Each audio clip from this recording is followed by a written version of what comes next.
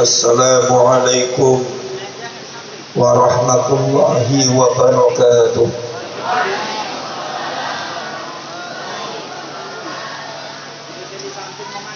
Bismillahirrahmanirrahim. Hamdan wa syukran lillah, wa salatan wa salaman ala sayyidina Rasulillah Muhammadin ibn Abdillah wa ala alihi wa ashabihi wa man tabi'a hudahu wa wala. La hawla wa la quwwata illa billah. Rabbi shrah li sadri wa yassir li amri wahlul 'uqdatam min lisani yafqahu qawli. Subhanaka la ilma lana illa ma 'allamtana innaka antal alimul hakim.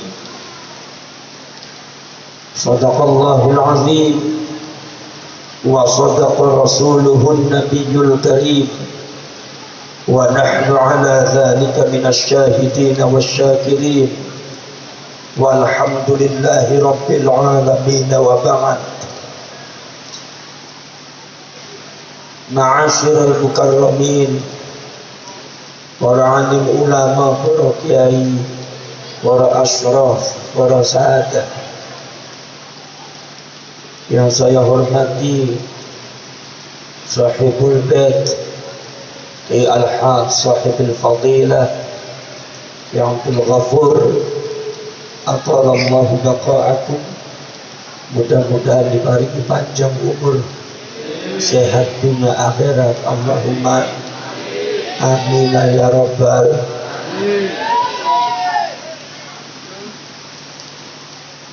Ya Abdul Ghafur kelawan karone, alhamdulillah. Ya Abdul Ghafur ibunya ini ada dua, alhamdulillah. Berarti termasuk Kiai NU pemberani. Saya doakan mudah-mudahan tahun depan tambah lagi jadi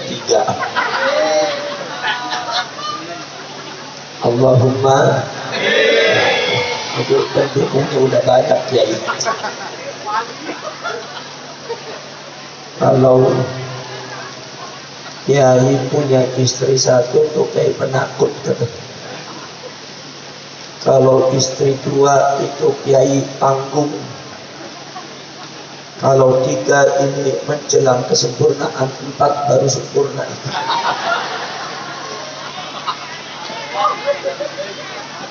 Allahumma.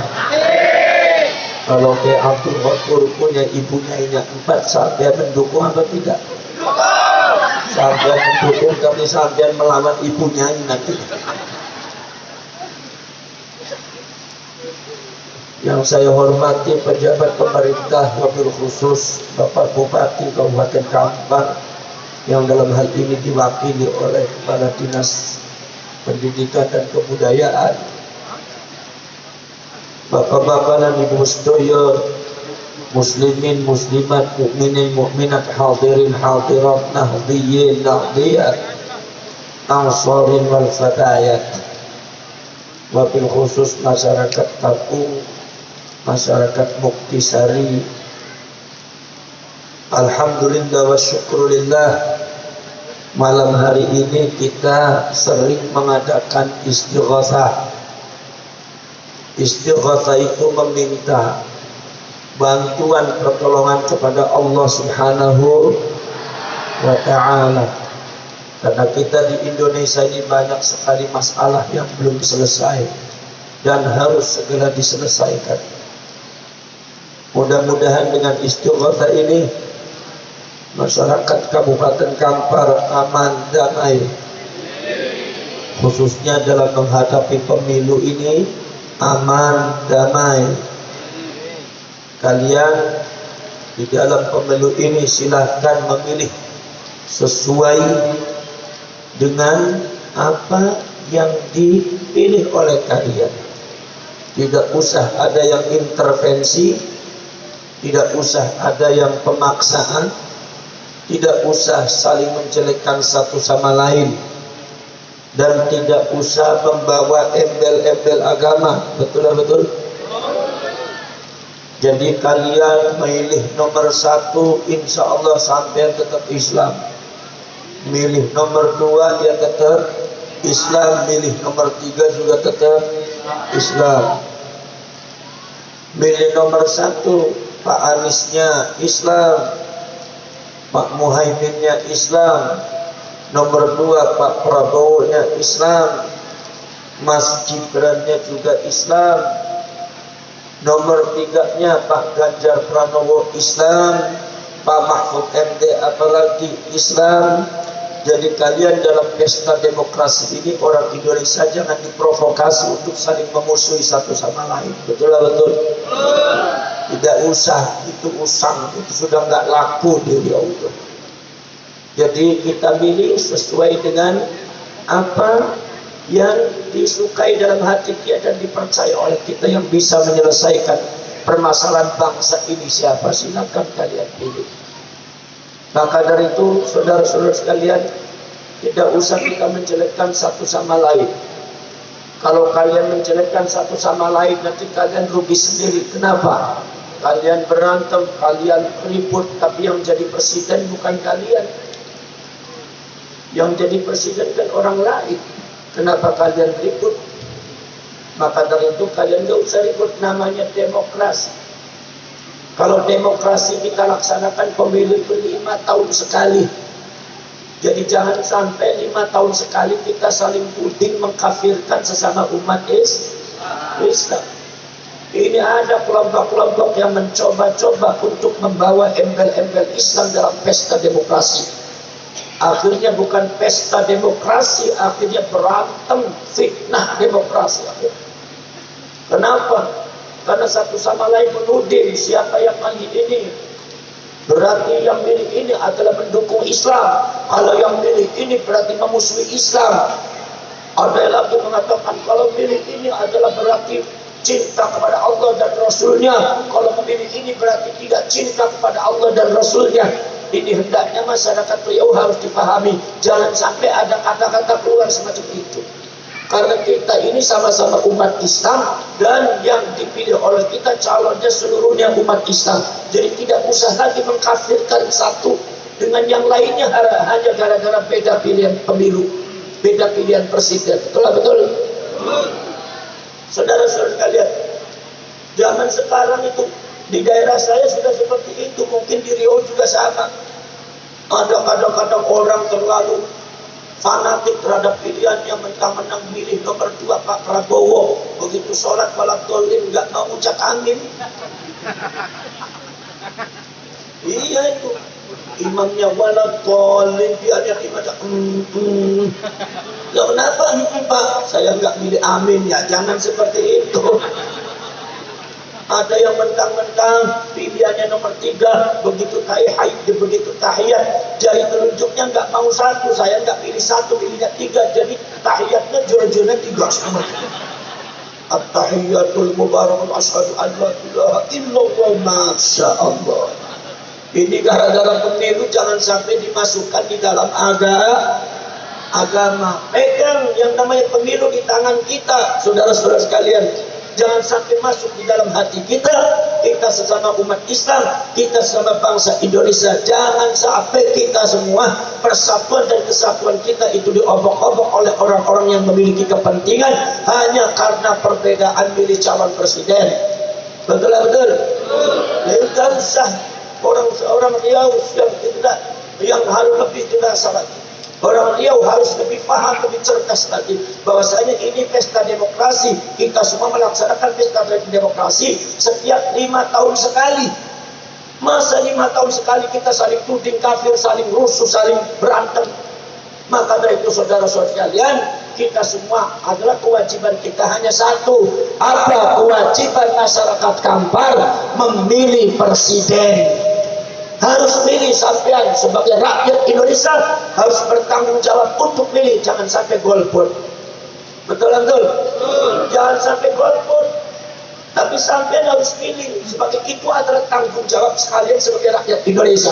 Kalau kalian tidak memilih, tidak ada pilihan, tidak pilih alias golput, berarti panjenengan sebagai rakyat Indonesia tidak bertanggung jawab atas bangsa dan negara. Jadi sampai harus pilih. Ada orang yang iseng sama saya, Gus, menurut sampean calon presiden yang paling bagus itu yang mana? Ibu-ibu, bapak-bapak pengen tahu tidak calon presiden yang paling bagus yang mana? Pengen tahu apa tidak?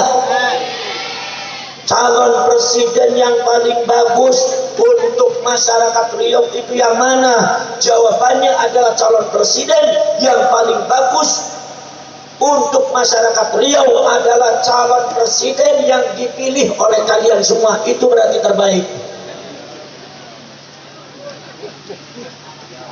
Itu berarti paling bagus.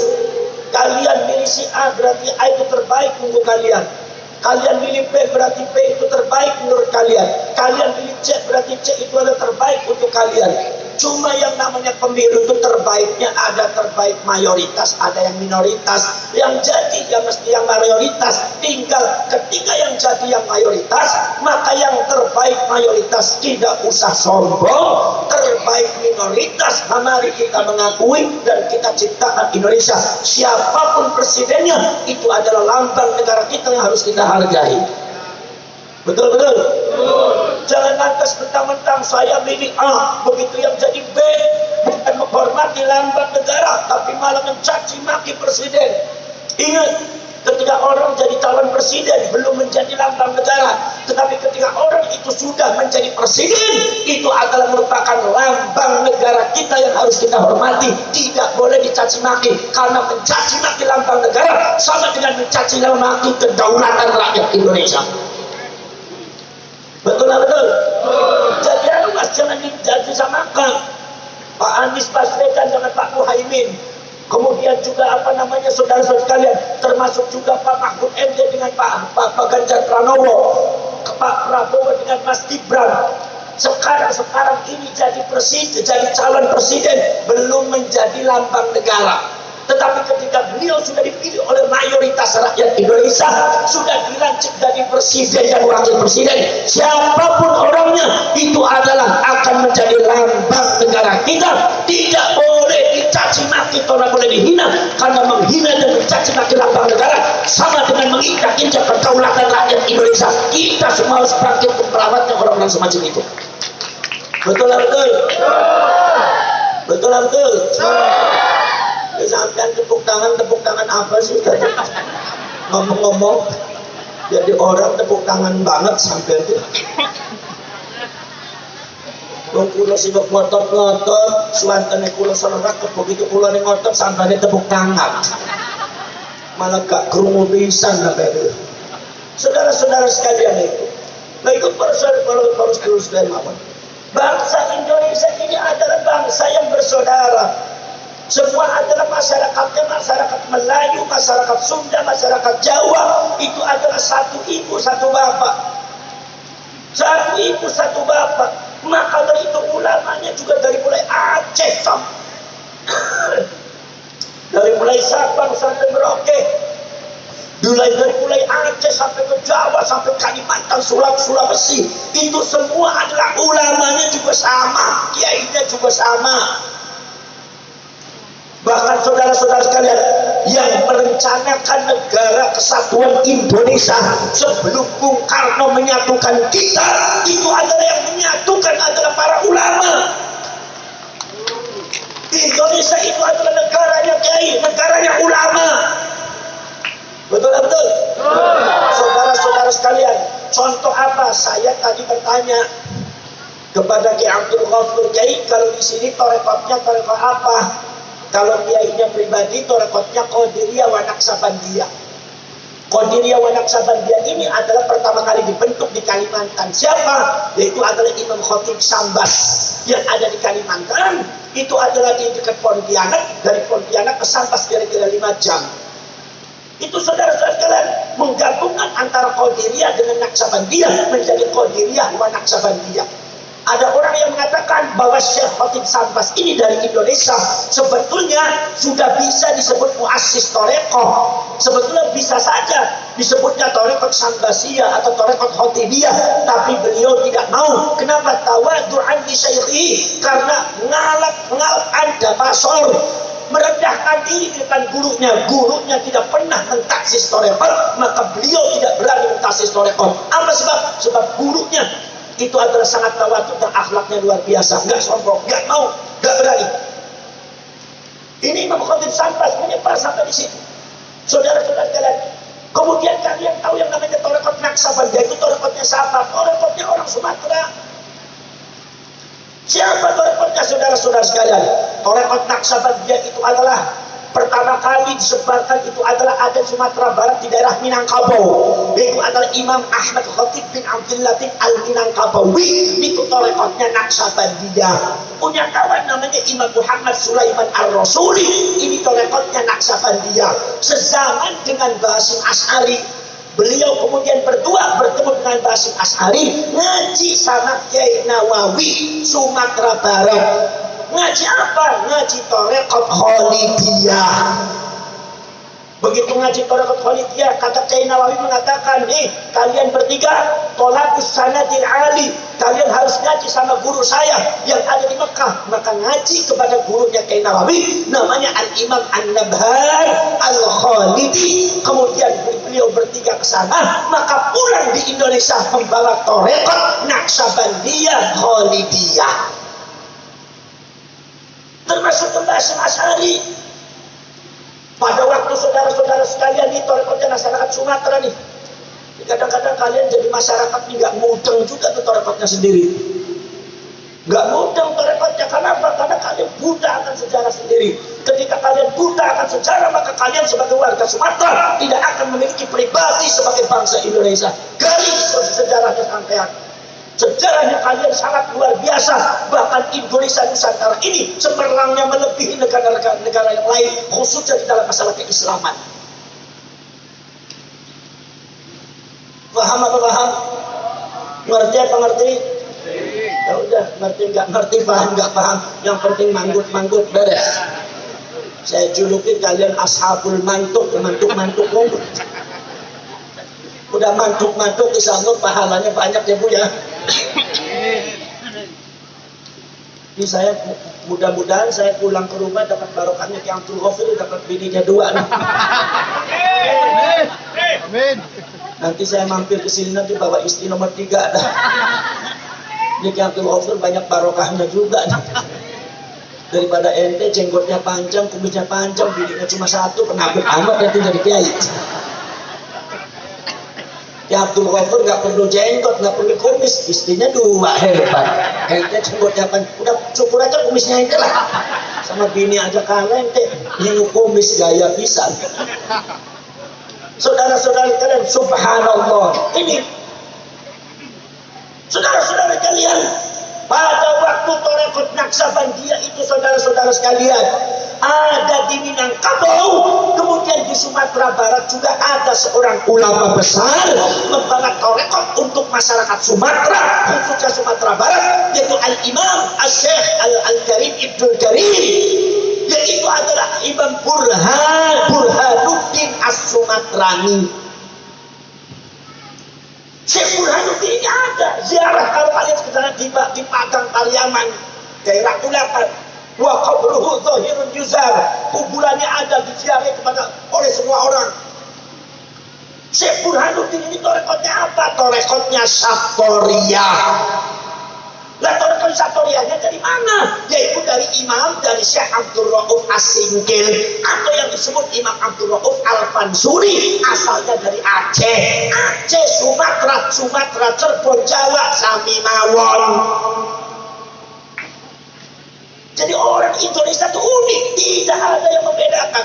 Orang Indonesia itu unik dalam satu bingkai, dalam satu guru. Orang Indonesia itu unik, berjuta-juta, beratus-ratus juta orang, sukunya banyak, bahasanya banyak, tapi dalam satu keturunan, dalam satu madhab, dalam satu guru, itu kekuatan Indonesia.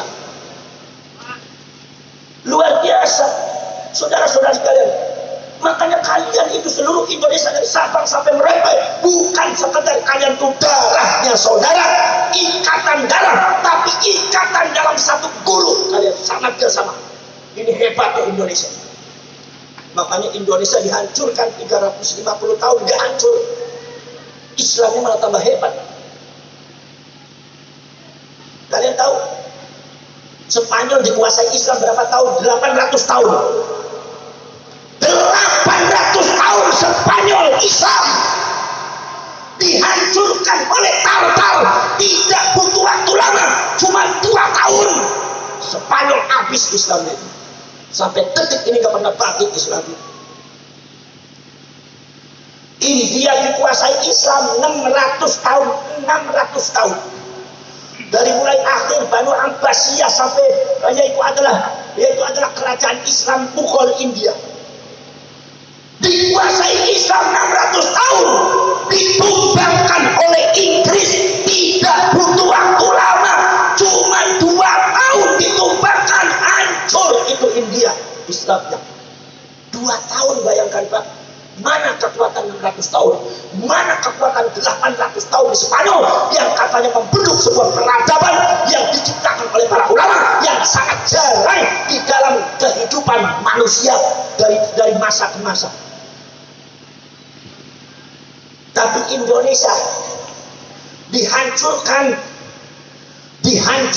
cuma bukan 2 tahun, dijajah bukan 1 tahun.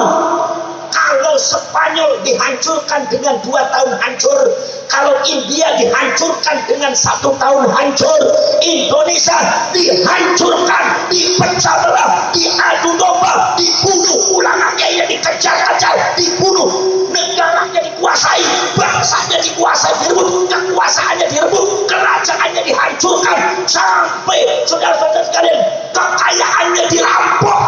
Bukan 2 tahun, bukan 1 tahun, dalam catatan 350 tahun, tetapi Belandanya hancur, Portikusnya kabur, sekutu pun tidak mampu menguasai Indonesia. 350 tahun Islam di Indonesia tidak hancur, sampai detik ini Islam di Indonesia masih hebat di Indonesia.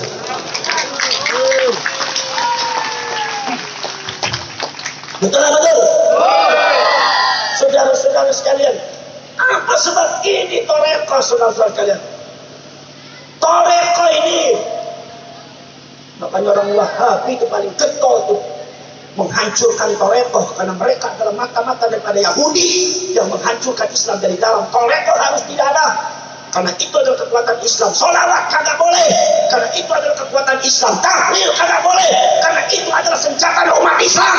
Maka semua dihancurkan. Kalau orang dia, masyarakat dia menuruti cara-cara Wahabi, maka Anda sebagai umat Islam tidak akan memiliki senjata, tidak akan memiliki senjata yang ampuh. Makanya kalau ada yang melarang tahlil, lawan. Kalau ada orang yang ngarang-ngarang sholawat, lawan. Kadang-kadang orangnya pinternya kagak, cuma jenggot aja dipanjangin. Bukan berarti kagak boleh manjangin jenggot, boleh. Tapi kalau seumpama Anda itu memanjangkan jenggot, ilmunya juga harus panjang, akhlaknya harus. Ini mah panjang jenggotnya, akhlaknya nggak ada, sama kiai ngafir-ngafir, ilmu baru belajar Islam cuma 2 bulan sudah ngafir-ngafir orang. Ada orang kunut di kafir-kafir, orang kunut kafir. Kata indra kirinya yang nggak kunut yang kafir. Kata di sananya kunut kafir. Kata orang Kampar yang kagak kunut yang kafir. Yang bingung orang-orang awam, kunut sesat, nggak kunut sesat. Kata anak muda bilang, katanya begini, katanya untung saja saya nggak pernah subuh, jadi nggak pernah sesat saya. Padahal ente mah paling sesat. Betul lah, betul Bu? Betul lah, betul? Karena apa? Kekuatan spiritual agama ini melalui kekuatan tasawuf, toreko itu memiliki satu kekuatan, memberikan satu inspirasi perjuangan untuk membela tanah air, membela bangsa ini, adalah rohnya adalah dengan tarekat dan tasawuf. Maka itu kalau seumpama ada orang Wahabi menghancurkan tarekatnya kalian, mengharam-haramkan tahlil dan sholawatan, itu berarti mereka, itu artinya mereka sedang merebut senjatanya umat Islam untuk kemudian Indonesia akhirnya lemah Islamnya. Dan yang paling menguntungkan ada orang Yahudi, karena Wahabi yang suka mengharamkan tahlil dan sholawatan dibentuk tahun 1889 oleh siapa? Oleh Profesor Dr. Versikung. Dari mana? Dari Yahudi, dari Inggris.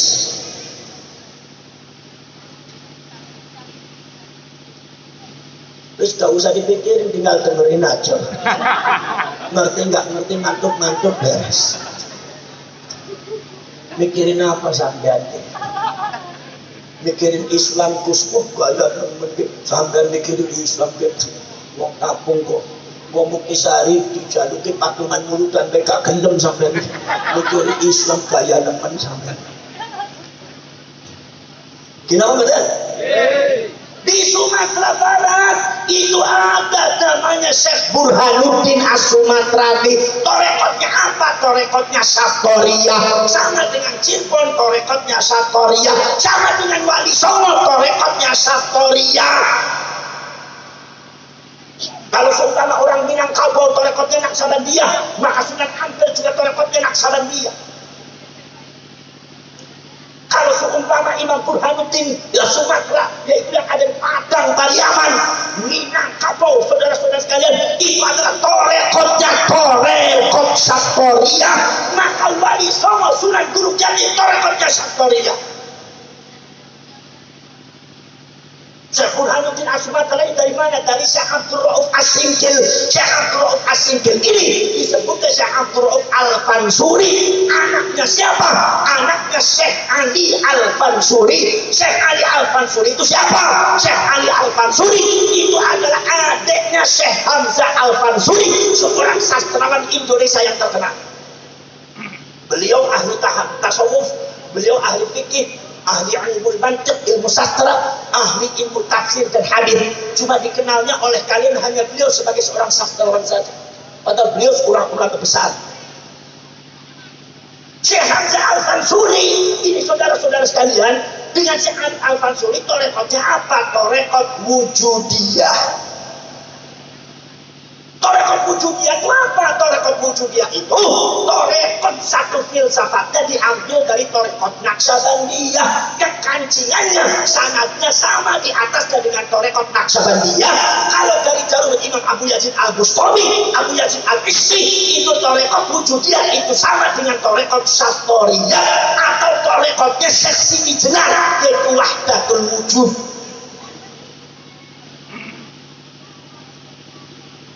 Makanya kalian kalau ngomong wahdatul wujud jangan curiga terus nih, tampangnya ente tampang curiga nih. Orang belum ngaji asal langsung nuduh wahdatul wujud sesat. Ente kalau belum ngaji jangan nyesat-nyesat orang. Kalau belum ngerti ngaji.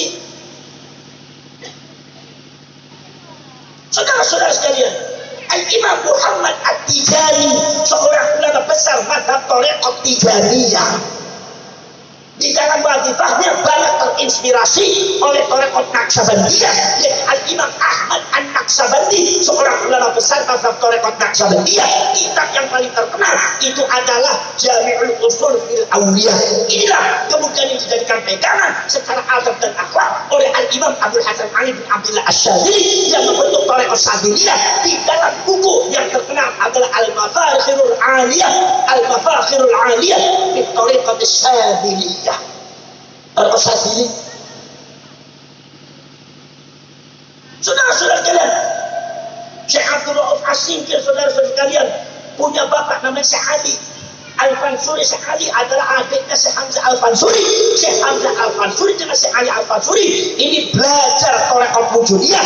Ada gurunya namanya Imam Syamsuddin As-Sumatrani, termasuk muridnya beliau, orang yang paling terkenal yang ada di Samudra Pasai yang disebut Syekh Nuruddin Ar-Raniri. Beliau torekotnya Rifaiyah, tapi torekot wujudiyahnya ngambil dari Imam Syamsuddin As-Sumatrani, termasuk gurunya Syekh Hamzah Al-Fansuri. Bro mengkenen ngesel-ngesel cangkem tok. Ngerti ora sampe. Gayane bagus jenggotnya cukur bae sampe. Uripnya Sumatera gak ngerti apa-apa sampe. Sampai jadi orang Sumatera nggak ngerti sejarah buat apa gitu. Sumatera itu negara apa namanya daerah besar, masyarakat besar. Jawa itu masyarakat besar.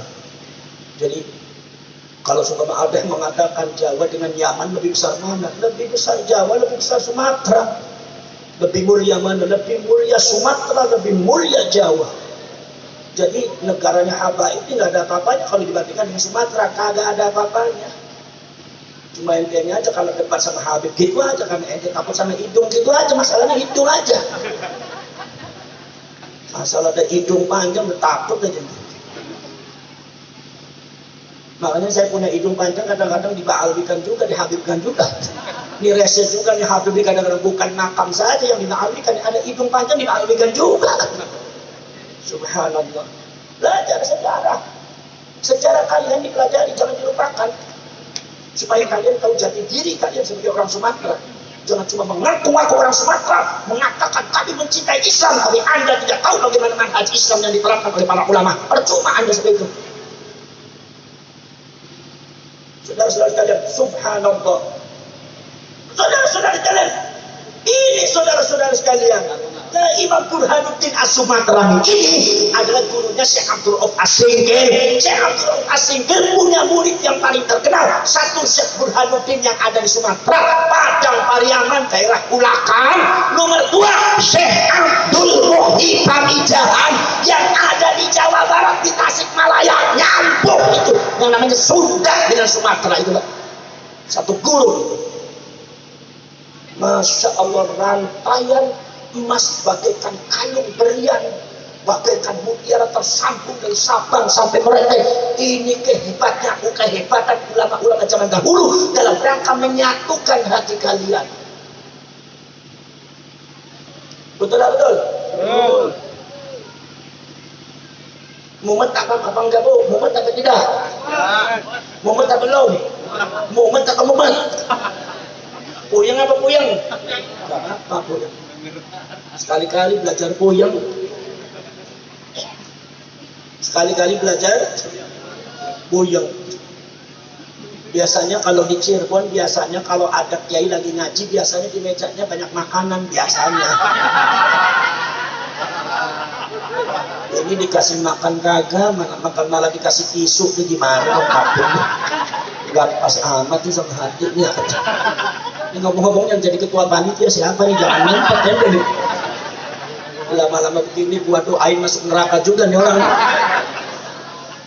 Mumpung jadi syarif, mumpung Habib aja bisa begitu, maka syarif nggak bisa kayak gitu. Saudara-saudara kalian, nggak apa-apa mumet juga. Orang belajar mumet. Kalau orang mumet, insya Allah keringatnya keluar. Kalau keringatnya keluar, insya Allah syarafnya aktif. Syarafnya aktif, insya Allah badannya sehat. Insya Allah orang tapung panjang umurnya. Makanya orang tapung yang panjang umurnya syaratnya apa? Syaratnya badannya sehat. Badannya sehat, syaratnya aktif, syaratnya keluar keringatnya. Keluar keringatnya syaratnya apa? Ya cari yang puyeng-puyeng, cari yang muat-muat supaya keluar. Makanya kalau seumpama masyarakat Muktisari kepengen panjang umurnya, gampang nyari yang puyeng-puyeng, yang mumet-mumet, insya Allah panjang umurnya. Nggak percaya, lihat aja tetangganya ente yang hidupnya puyeng terus, tiap hari mumet terus, nggak punya uang, nggak punya apa, mumet terus 90 tahun hidup sehat terus, kagak pernah ke rumah sakit, nggak pernah ke dokter. Ini namanya bibarokatil puyeng wal mumet. Ngantuk apa enggak bu? Ngantuk apa enggak? Kalau ngantuk jangan bubar. Ini biasanya ibu-ibu di sahibul bubar. Kalau ibu ngantuk di rumah kagak bakal dapat pahala, tapi ngantuk di pengajian dapat pahala. Makanya kalau ada pengajian ngantuk kagak usah bubar, nggak usah pulang, udah ngantuk aja, nggak apa-apa, terus nggak apa-apa. Tidur nggak apa-apa, tidur dari tadi juga matanya udah merem terus. Itu nggak apa-apa. Atau kalau selesai pengajian masih merem terus, nggak usah digugah, nggak usah dibangunin, tinggal digotong aja di kuburan sebelah sana beres. Udah peot-peot, kerjaannya ngantuk terus. Paling enak iku tekoning pengajian, merem melek turu tetap oleh balikin gowo ilmu ake oleh ajaran, opo maning jagung sambil makan bungkusan. Ini ngomong-ngomong nih yang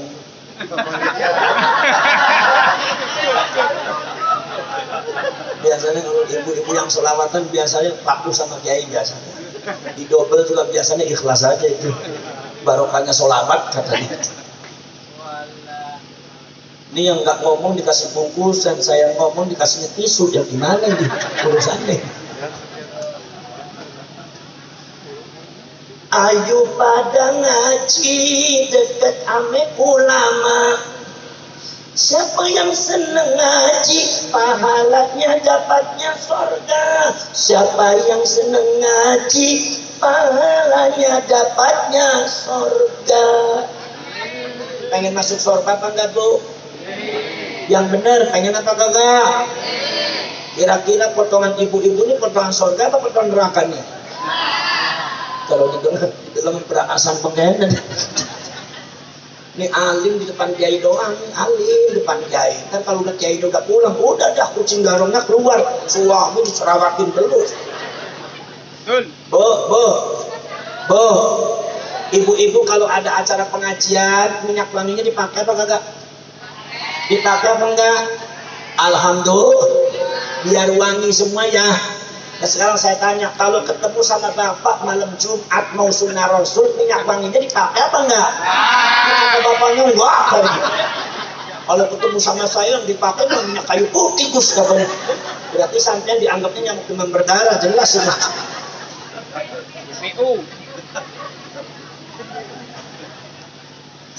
Ayo pada berdoa, ayo kita berdoa besok masuk ke surga. Allahumma. Gimana caranya? Kalau ada kiai, ayo pada ngaji, jangan pada bubar sampai doanya kelar. Jadi kalau doa belum kelar, belum rampung, belum selesai, jangan bubar. Nih ibu-ibu biasanya sahibul bubar. Siapa saja yang bubar, ibu-ibu saya doakan mudah-mudahan suaminya kawin lagi dah. Ada orang Cirebon matuman baik. Ini namanya solawat.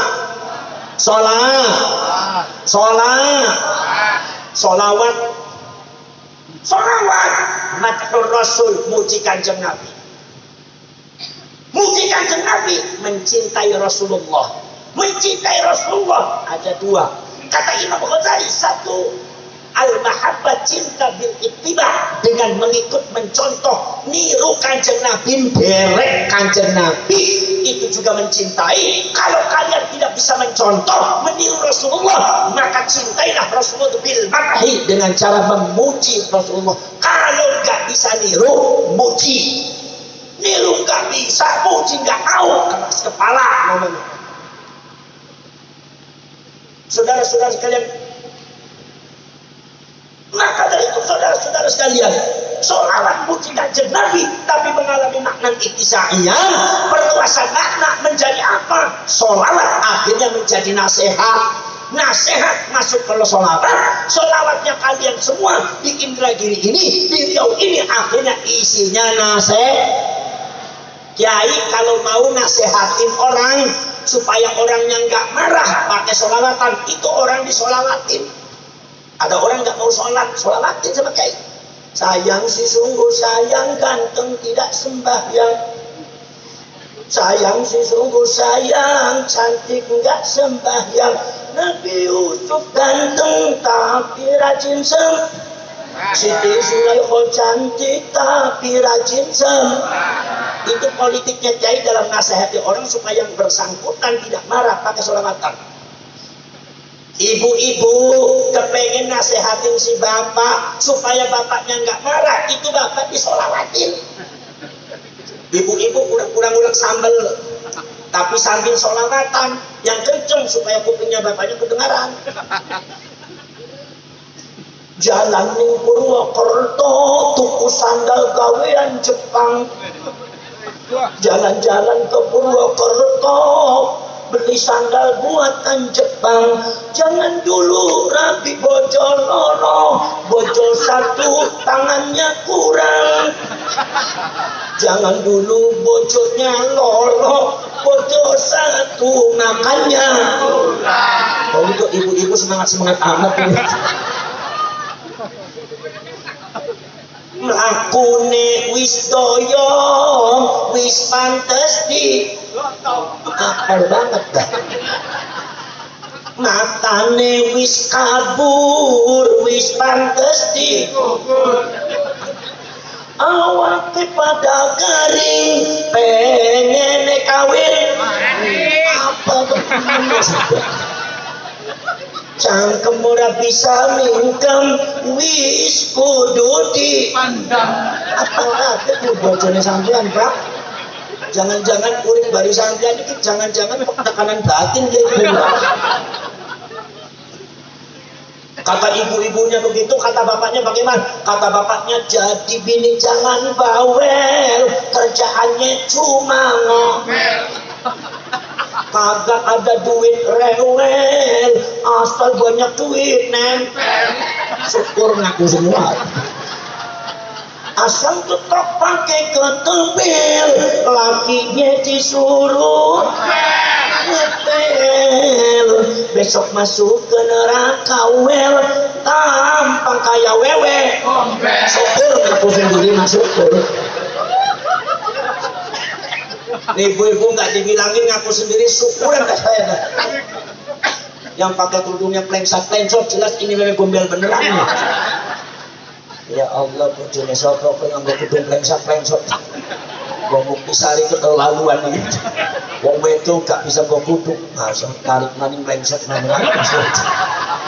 Model kayak gitu dikawin sama sampean dibuang aja. Tengah-tengah itu kelapa sawit kita. Tumbangnya ular piton di situ. Bu, kalau pakai kerudung lancip-lancipnya ditaruh di tengah. Dan saya yang laki-laki juga ngerti, ibu yang perempuan plengsat-plengsot. Ini kalau saya ngomong kerudung, ibu-ibunya pegang kerudung.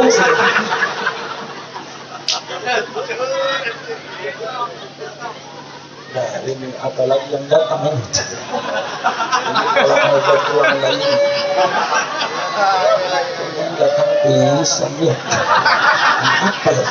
Karena kalau orang lapar di sini pakai pisang ke apel ya. Saya mah yang husnudon aja deh. Kayak kubur seegu sama Pak Ali masuk husnudon guys. Ya Allah, biasanya kalau orang ada lapar, kalau di Cirebon biasanya dikasih makan, bukan apel biasanya. Ini mah ada orang lapar dikasih jeruk, ya Allah, bikin sakit perut ini ngapain? Ini ketua panitianya tahun depan jangan dipilih lagi dah.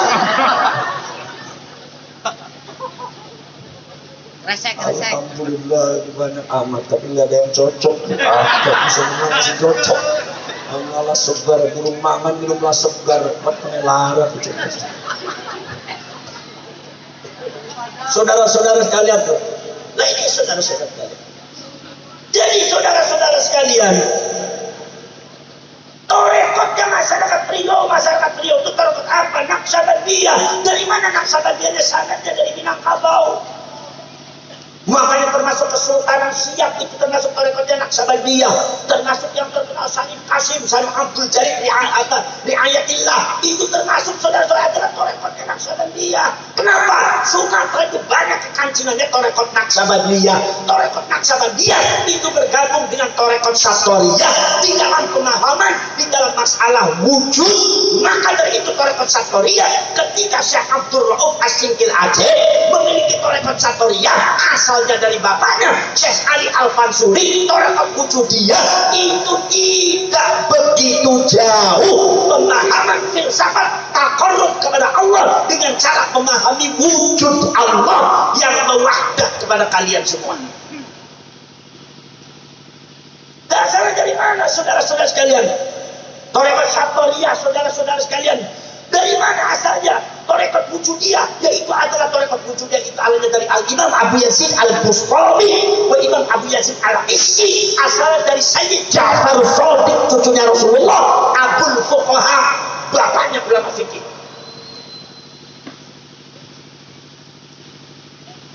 Lagi ini Profesor Abu Sa'id, namanya Abu Yazid Al-Bustami, ini menurunkan tentang masalah proses pemahaman tarekat wujudiyah yang dikenal oleh kalian itu adalah wahdatul wujud, diterima oleh seorang ulama besar namanya Imam Abdul Qasim Al-Junaidi Al-Baghdadi yang mengeluarkan tarekat Junaidiyah. Menurunkan siapa? Imam Abu Bakar As-Shibli yang menurunkan tarekat Naqsabandiyah. Sama asalnya. Abu Bakar As-Shibli kekancingan tarekat Naqsabandiyah, baik dari Sayyidina Ali, Sayyidina Utsman ataupun dari Sayyidina Abu Bakar As-Siddiq.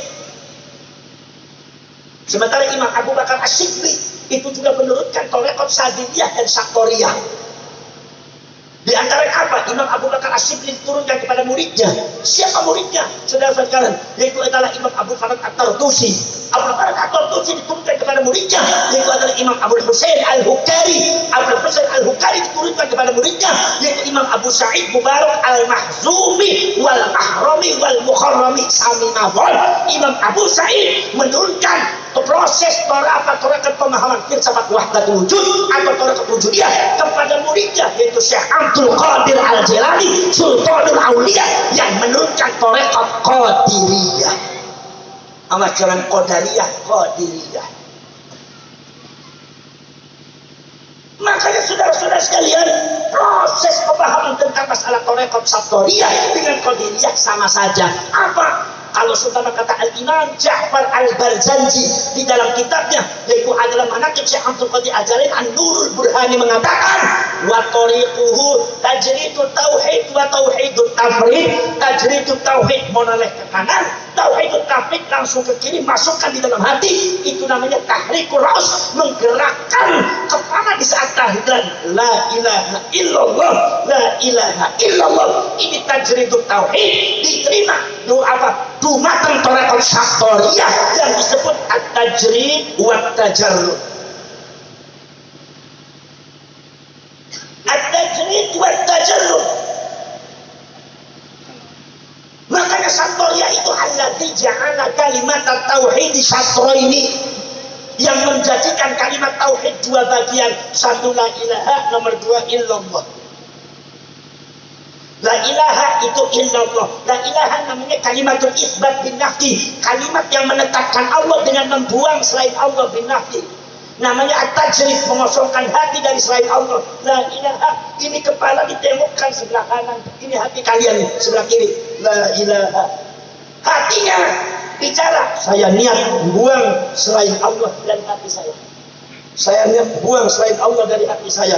La ilaha illallah, ini namanya kalimatul isbat bil istisna, kalimat yang menetapkan Allah, wujud Allah dengan cara pengecualian. Hanya Allah ada di dalam hati kita, yang disebut at-tajarrud, memurnikan hati untuk Allah. Makanya ketika dikembalikan illallah, hati kita bicara hanya Allah dalam hati saya.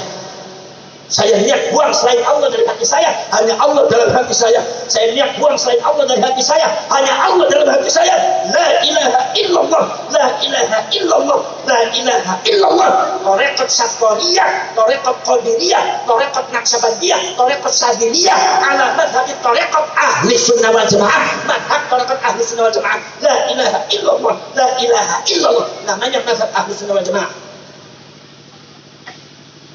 Ada lagi di Kampar, di Muktisari, tahlilan punya mazhab baru.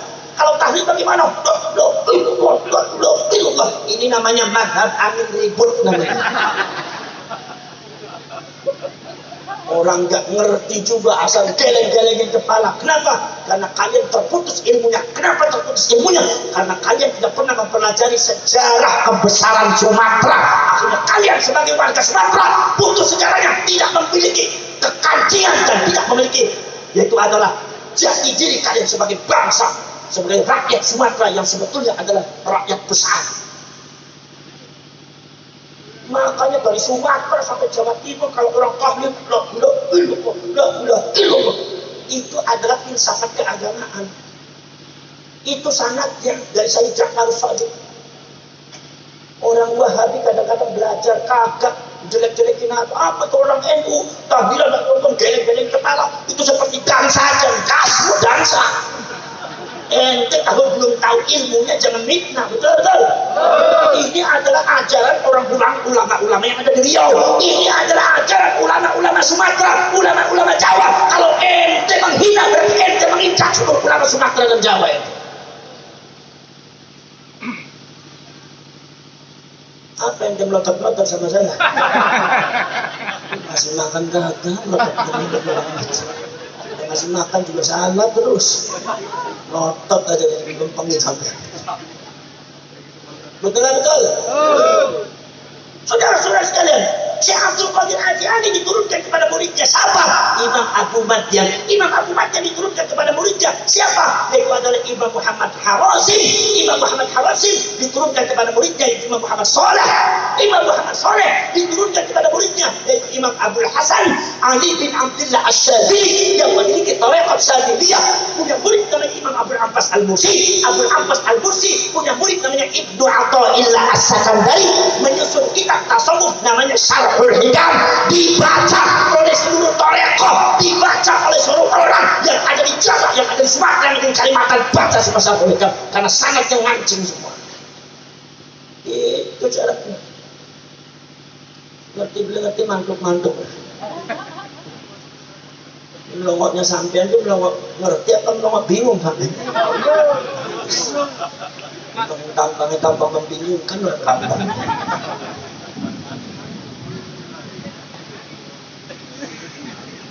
Ini sohibul bed ini.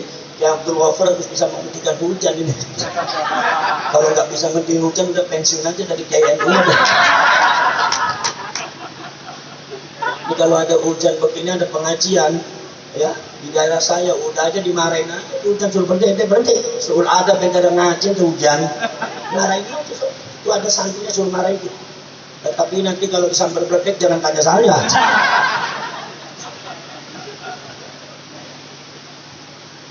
Jadi orang ada kelebihannya masing-masing. Kalau arah di Buntet nggak bisa nundukin istri tapi nundukin hujan. Kalau yang Abdul Ghafur nggak bisa nundukin hujan tapi nundukin istri, pintar banget. Alhamdulillah. Emang kelebihan masing-masing. Jadi ilmunya harus sharing. Kalau saya kasih dan ilmu nundukin hujan, jika sampean kasih aja nundukin bini, gimana caranya nih?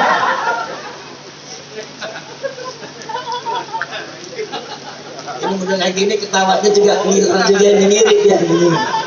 Lihat nih gayanya doang, beraninya enggak, cukur aja kumis dah. Saudara-saudara sekalian tuh. Jadi saudara-saudara kalian, Abdul Hasan Asy-Syadzili punya guru namanya Imam Muhammad Saleh. Muhammad Saleh punya guru Imam Muhammad Harazim. Muhammad Harazim punya guru yaitu adalah Imam Abu Madyan. Abu Madyan punya guru yaitu adalah Syekh Abdul Qadir Al-Jilani. Syekh Abdul Qadir Al-Jilani punya guru namanya Imam Abu Sa'id Mubarak Al-Makhzumi.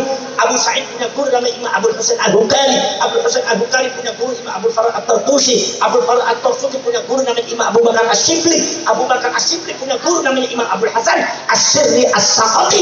Imam Abdul Hasan As-Sirri As-Saqati punya guru namanya Imam Abdul Qasim Al-Junaidi Al-Baghdadi yang disebut Imam Junaid Al-Baghdadi. Punya guru Imam Abdul Qasim Al-Junaid Al-Baghdadi namanya Imam Ma'ruf Al-Qurhi wal-Karhi wal-Karuhi, sama aja.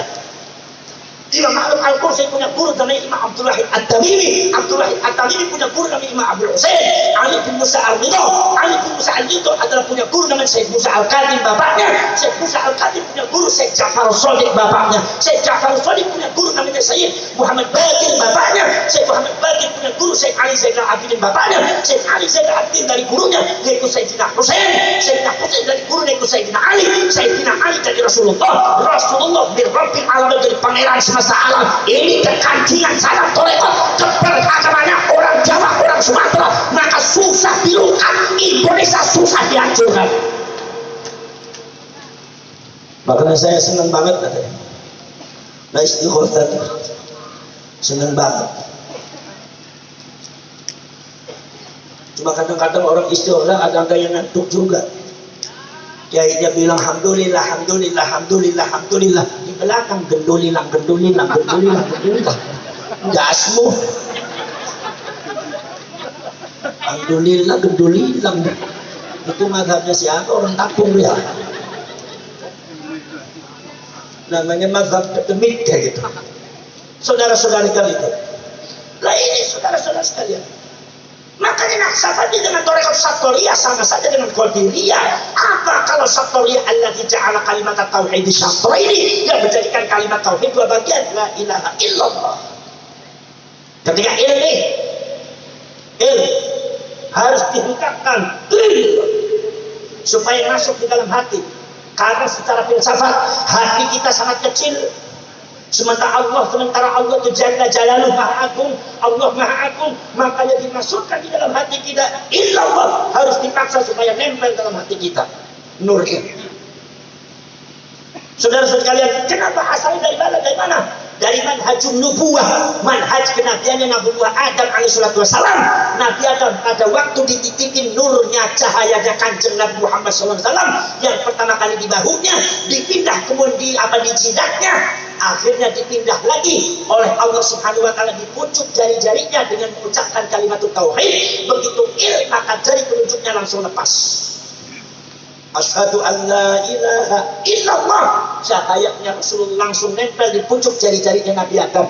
Makanya kalau orang tahiyat nyuting nunjukin itu pada ilham, jangan dapat illallah, kagak boleh sembarangan.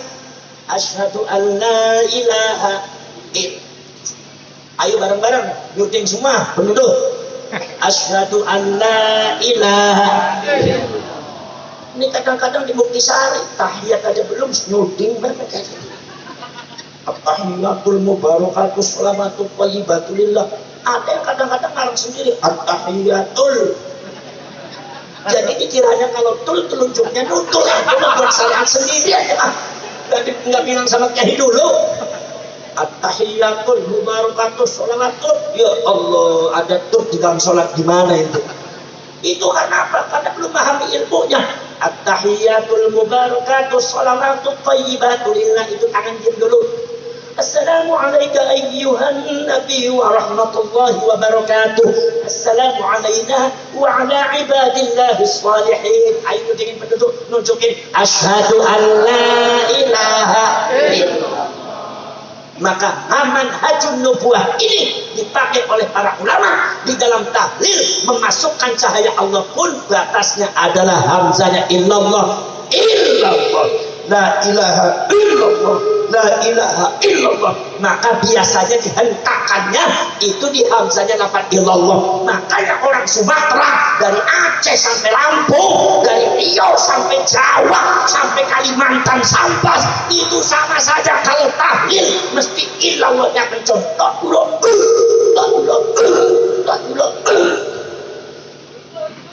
Malah kadang-kadang kalau malam-malam kedengarannya cuma ilnya doang. Malam-malam kata anak muda kodok bancet seru temen suara. Anak kiai tahlil di kodok-kodok orang kampar ya. Betul, saudara-saudaraku. Ini asalnya apa? Memasukkan Allah. Kenapa? Artinya apa?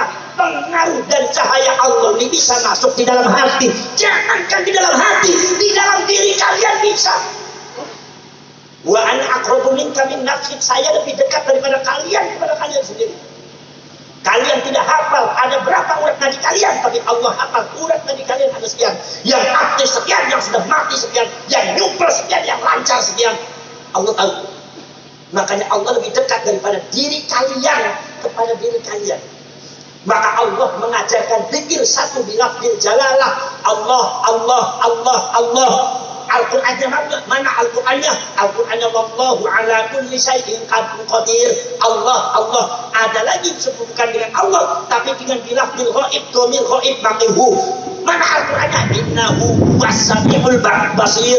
Huwa akhirnya itu orang Sumatera kalau tahlilan tuh kayaknya huwa ada yang nakehu. Ada dalam Al-Qur'annya apa? Innahu ala kulli syai'in qadir. Innahu bima ta'maluna basir. Ada lagi dengan cara pakai mukhatab, yaitu adalah innaka antal alimul hakim. Pakai anta akhirnya antallah. Awas jangan dipahami antallah orang yang di depan itu Allah. Sebab ini orang Naksabandi, orang-orang kaya yang ada di Sumatera dan Jawa, bukan berarti sedang mengatakan bahwa kamu yang di depan itu Allah, tapi anta di sini adalah maksudnya Allah yang menjadi pusat daripada anta. Allah antallah.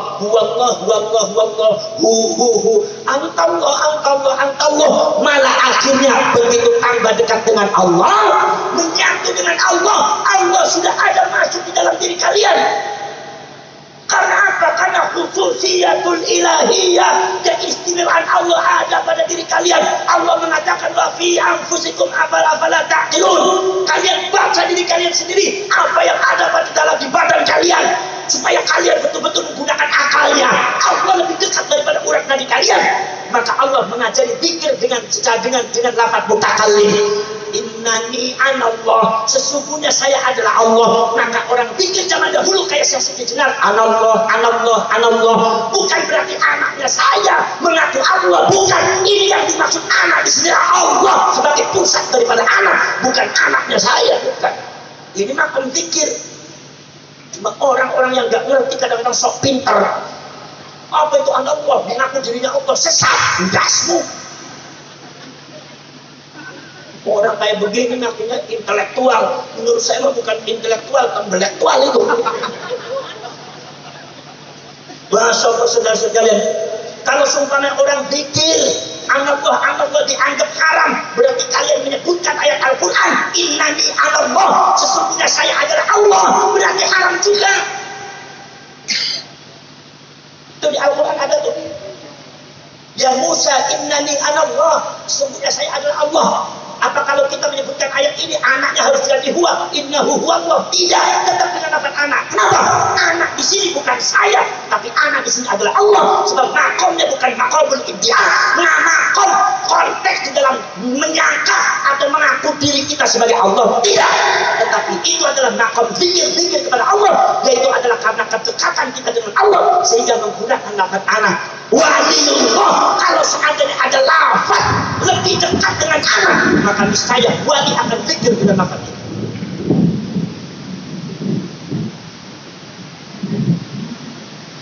Ya ada petir ya. Ya ada pakai wireless jangan-jangan sambar berdek. Sebetulnya Abdul Ghafur di sini biar wirid aja. Jadi kalau semua ada praktek itu sudah ada batalnya gitu loh. Saudara-saudara sekalian, betul? Ini saudara-saudara sekalian, ini yang disebut negara kesatuan Republik ini yang disebut Islam Nusantara. Jadi Islam Nusantara itu bukan mazhab Islam. Islam Nusantara itu bukan Islam baru. Islam yang diajari oleh para sesepuh zaman kapungkur, zaman dulu sampai detik ini dipakai. Islam keindonesiaan yang sudah disesuaikan dengan adat Melayu, yang sudah disesuaikan dengan adat Jawa, adat Sunda, adat Maluku, adat Ambon. Ini yang disebut Islam Nusantara. Kagak ada di Timur Tengah. Hebat apa ya? Hebat apa hebat? Hebat apa hebat? Orang Indonesia tuh hebat. Orang Arab sukunya paling-paling dua, menyatukan dua suku susah banget. Perang terus tuh. Di Yaman paling sukunya nggak sebanyak Indonesia, tetapi saudara-saudara menyatukan suku itu susah apa tidak? Saling membunuh antar suku. Kita sukunya lebih daripada 380 suku, walaupun dalam satu orang tua, tetapi kita masih tetap bersatu. Itu kehebatan daripada ajaran Islam yang diwariskan oleh para ulama, para kiai sesepuh kita yang kita kenal zaman sekarang, Islam Nusantara. Betul. Saudara-saudara sekalian, makanya saudara-saudara sekalian, ini Ki Abdul Ghafur harus bisa menghentikan hujan. Ini Ki Abdul Ghafurnya penduk terus ya. Nundukin bini pinter, nundukin hujan gak pinternya. Udah ketahuan belangnya dah.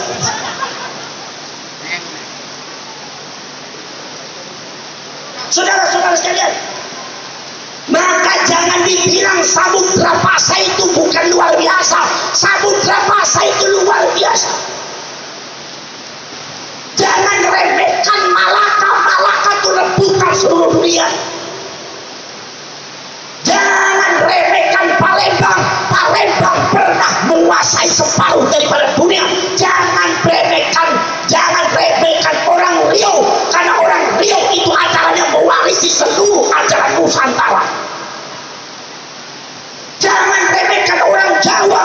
Orang Jawa itu adalah daya ulamanya, akalnya meracun dari Sabang sampai Merauke.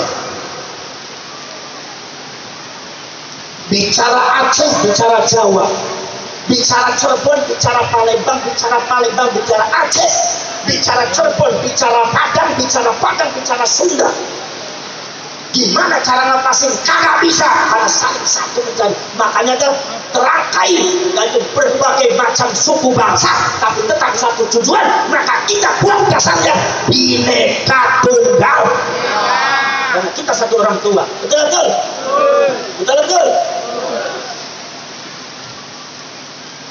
Saudara-saudara sekalian, makanya saudara-saudara, kalau seumpama ada oknum Habib ngomong sembarangan, Indonesia tanpa Habib tidak akan bisa mengenal Islam. Indonesia tanpa Habib tidak akan bisa mengenal Kanjeng Nabi. Indonesia tanpa Habib tidak akan bisa mengenal Allah. Itu oknum Habib bicara ini adalah kabar pembohong besar. Buka sejarah Indonesia. Habaib dari zaman datang abad ke-19. Yang mendatangkan siapa? Yang mendatangkan adalah Belanda. Ada yang mengatakan, Gus, berarti sampai nggak suka sama Habib. Kata siapa yang saya nggak suka sama Habib? Saudara saya banyak Habib. Saya lagi bicara sejarah, nyatanya demikian. Yang mendatangkan Habaib itu Belanda. Kalau saya bicara yang mendatangkan Habaib adalah orang Kampar, salah itu. Emang di dalam datanya adalah orang Belanda. Makanya saudara-saudara sekalian, di sini kita ada pertanyaan besar. Kenapa Belanda melindungi Habaib ketika itu? Bahkan dipekerjakan oleh Habaib, bahkan diperkenalkan oleh seluruh rakyat Indonesia. Kalau Habaib itu adalah cucunya Rasulullah. Sementara mereka dilindungi oleh Belanda. Sementara di dalam perjalanannya selama 305 tahun dan 350 tahun, Belanda selalu membunuh cucunya Rasulullah dari kalangan para ulama Nusantara. Para salib keturunan Wali Songo dikejar-kejar, dibunuh. Kiai-kiai ulama dibunuh. Sampai pesantrennya dibakar, kiainya dicincang. Termasuk yang ada di Sumatera, para sayyid dibunuh, diadu domba. Akhirnya dibunuh, diracun. Sampai yang ada di Aceh, sampai ada di Kampung Maluku, sama saja. Di Kalimantan dihancurkan, dibuat di suatu domba. Seluruh para sayyid, orang Belanda tahu mereka adalah cucunya Rasulullah. Dari Sayyidina Hasan, dari Sayyidina Husain. Mereka dikejar-kejar. Orang tua kita dulu dikejar-kejar, lari ke gunung, nggak pulang-pulang karena mau dibunuh. Sementara mereka mendatangkan para habaib, imigran dari Yaman, katanya klaimnya cucunya Rasulullah. Bukankah ente itu? Bukankah kalian benci kepada cucunya Rasulullah? Kenapa habaib malah dilindungi? Pertanyaan besar bisa membuka para habaib bahwa sebetulnya mereka itu bukan cucunya Rasulullah. Cuma kita dikibuli oleh Belanda dan masih mau juga sampai sekarang. Saudara-saudara sekalian, habaib datang abad ke-19 zamannya Basyir Asy'ari. Pada waktu Habaib didatangkan oleh Belanda, datang ke Indonesia, nginjak tanah air kita. Indonesia ratusan tahun sudah mengenal Islam. Indonesia ratusan tahun sudah mampu membentuk peradaban Islam lebih hebat daripada peradaban negaranya Habib di Yaman.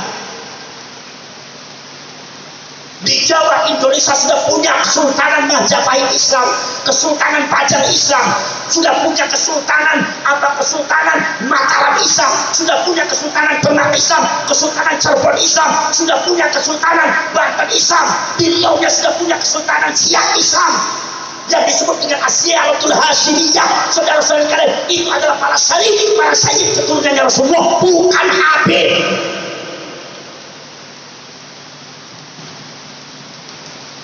Saudara-saudara sekalian, di Palembang sudah memiliki satu kekantingan peradaban Islam yang ada di Palembang. Sampai saudara-saudara sekalian, di Ternate ada Sultan Bapumo, Kesultanan Ternate Islam, Kesultanan Brunei Islam yang ada di Makassar, kesultanan yang ada di Maluku, pulau-pulau bertebaran. Itu semua adalah peradaban kita semua Nusantara, termasuk juga persultanan yang itu adalah Kesultanan Samudra Pasai Islam. Ratusan tahun Indonesia sudah bisa memiliki peradaban Islam lebih hebat daripada peradabannya negaranya Habib. Jadi kalau ada yang mengatakan, Oknum Habib mengatakan bahwasanya Indonesia tanpa Habib tidak bisa mengenal Islam, ini kadzab, pembohong, nipu kalian semua. Gak boleh percaya itu. Kalau ente pengen dihargai, jangan nipu orang. Kalau ente pengen dihargai, hargai orang, maka orang akan menghargai ente. Kalau ente pengen dihargai orang, nipu orang, bohong sama orang, sekali-kali Allah akan mempecundangi anda sekalian. Betul lah, betul? Ini saudara-saudara sekalian. Makanya saudara-saudara sekalian, kalau seumpama ada ulama dan kiai NU kemudian membahas tentang manas nasabnya Bang Alwi, ini jangan dibilang kalau kiai NU benci sama Habib. Bukan apa? Untuk mendudukan Habib pada tempatnya yang sebenarnya. Mereka itu bukan cucunya Rasulullah, ngaku-ngaku cucunya Rasulullah di depan masyarakat Indonesia, di Sumatera, di Jawa, kadang-kadang mempersekusi, rasanya ras paling tinggi, rasanya adalah suku yang paling mulia. Berada di Indonesia, ngeremehin orang Indonesia, nginjek sejarah Indonesia. Ini yang jadi masalah. Ente-nya siapa? Dibanding dengan Indonesia, kagak ada apa-apanya ke Yaman. Indonesia itu pernah menguasai hampir 3/4 dunia orang Indonesia. Makanya di Madagaskar itu banyak orang Indonesia jadi orang sana. Indonesia luar biasa. Makanya Rasulullah itu sangat mencintai orang Indonesia. Betul. Alhamdulillah. Ini sudah kenapa sebabnya? Sebab ini ada cucu-cucunya para imigran Yaman yang didatangkan oleh Belanda. Akibat Belanda mendoktrin masyarakat, ini loh cucunya Rasulullah yang aslinya. Artinya yang asli bukan Nabi Wali Songo, artinya yang asli bukan keturunan Siak, bukan keturunan Samudra Pasai. Berarti yang keturunan Samudra Pasai bukan cucunya Rasulullah. Berarti yang keturunan Siak, Syarif Hasyim berarti palsu. Berarti Wali Songo palsu. Yang asli para habaib. Ini adalah doktrin Belanda membekas sampai ke anak cucunya dan sekarang. Meremehkan sejarah Indonesia, meremehkan Sumatera, meremehkan Jawa, meremehkan Kalimantan. Semua dibilangnya Kalimantan itu adalah Habib semua. Jawa itu Wali Songo Habib. Semua juga yang ada di Sumatera Habib. Dasmu. Ente banyak ente kapan datangnya? Abad ke-19. Abad ke-19 kita sudah punya peradaban Islam luar biasa. Jangan ngelamun ente. Apa yang melotot-lotot? Kalau saya nggak bersyukur aja dah hujan. Ini akibat barokahnya hujan gak bisa pulang nih. Ini gua juga ngerti nih, udah kakinya udah kayak gini aja. Ibu-ibu udah isyaratkan sama bapak. Iya, ada sampai jam 3 malam deh. Nunggu pesawat pagi. Tuman deh, tuman. Saudara-saudara kalian. Ini saudara-saudara kalian. Ada yang mengatakan, saudara-saudara, kenapa Gus pada waktu zaman dahulu tidak ada tuh kiai NU membahas mazhabnya Habib, tapi sekarang kenapa membahas mazhabnya Habib? Iya, zaman dahulu karena tidak ada Habib yang kurang ajar sama NU. Tidak ada Habib yang suka mengklaim Indonesia. Tidak ada Habib yang melakukan kebatilan. Semua Habib dulu sama ulama-ulama Indonesia. Anak cucunya sekarang banyak kebatilan, banyak sombong, membuat kebatilan di bangsa Indonesia ini, termasuk merusak sejarah. Ini masalah kita bersama, bukan masalah saya, bukan masalah Kiai Imaduddin. Ini masalah Indonesia. Sejarahnya diacak-acak, gak karu-karuan. Mataram Islam diacak-acak. Makanya saya pesan kepada kalian, kalian punya kekancingan satu sejarah yang luar biasa, ada Kesultanan Siak. Silakan kalian itu digali itu sejarahnya. Saya yakin Siak itu bukan Ba'ali, bukan Habaib, tapi Syarif. Karena sebelum ada Habib sudah ada Siak. Makanya saya lihat air kuatnya juga Syarif, Asim, Syarif tidak ada Habib. Siak disebutnya Syarif, adanya Syarif. Sunan Gunung Jati bahasa Syarif Hidayatullah. Syarif itu bukan Habib, karena Syarif itu istilah Hijaz, Habib istilah Yaman. Jadi kalau seumpama wali yang ada di Sumatera, yang ada di Jawa, itu katanya berasal dari Yaman, itu nggak benar. Kenapa? Sebab kalau istilahnya Yaman, mesti panggilnya Habib. Tapi istilahnya Syarif, berarti mereka adalah orang Hijaz. Uzbekistan langsung ke Irak Maghribi, asalnya dari Hijaz. Hijaz itu Makkah dan Madinah, sukunya suku Quraisy.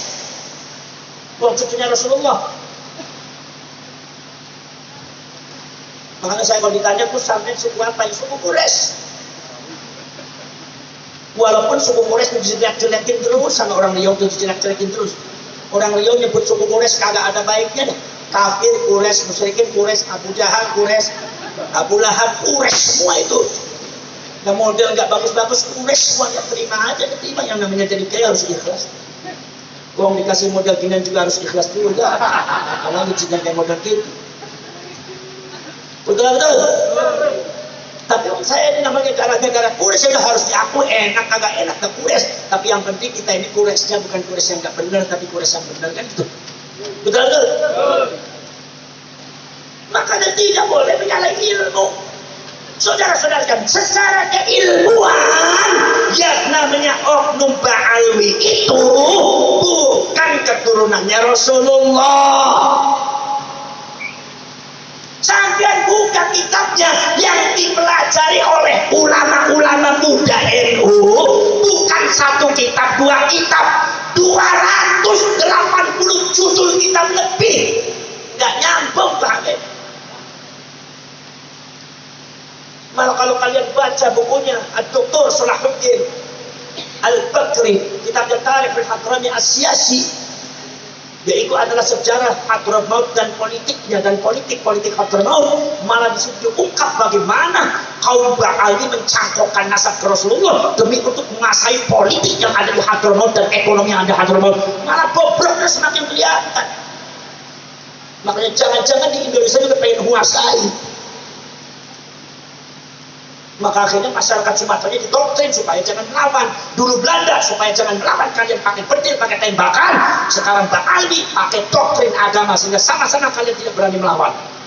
Akhirnya di belakang mereka akan mencaplok Indonesia seperti Palestina. Hati-hati saudara-saudara kalian. Bukan berarti saya mengelarang kalian berdampingan dengan Habib, boleh. Tapi ente yang jadi Habib jangan suka mengklaim-klaim. Kalau mengklaim-klaim, kita bangsa Indonesia nggak akan terima.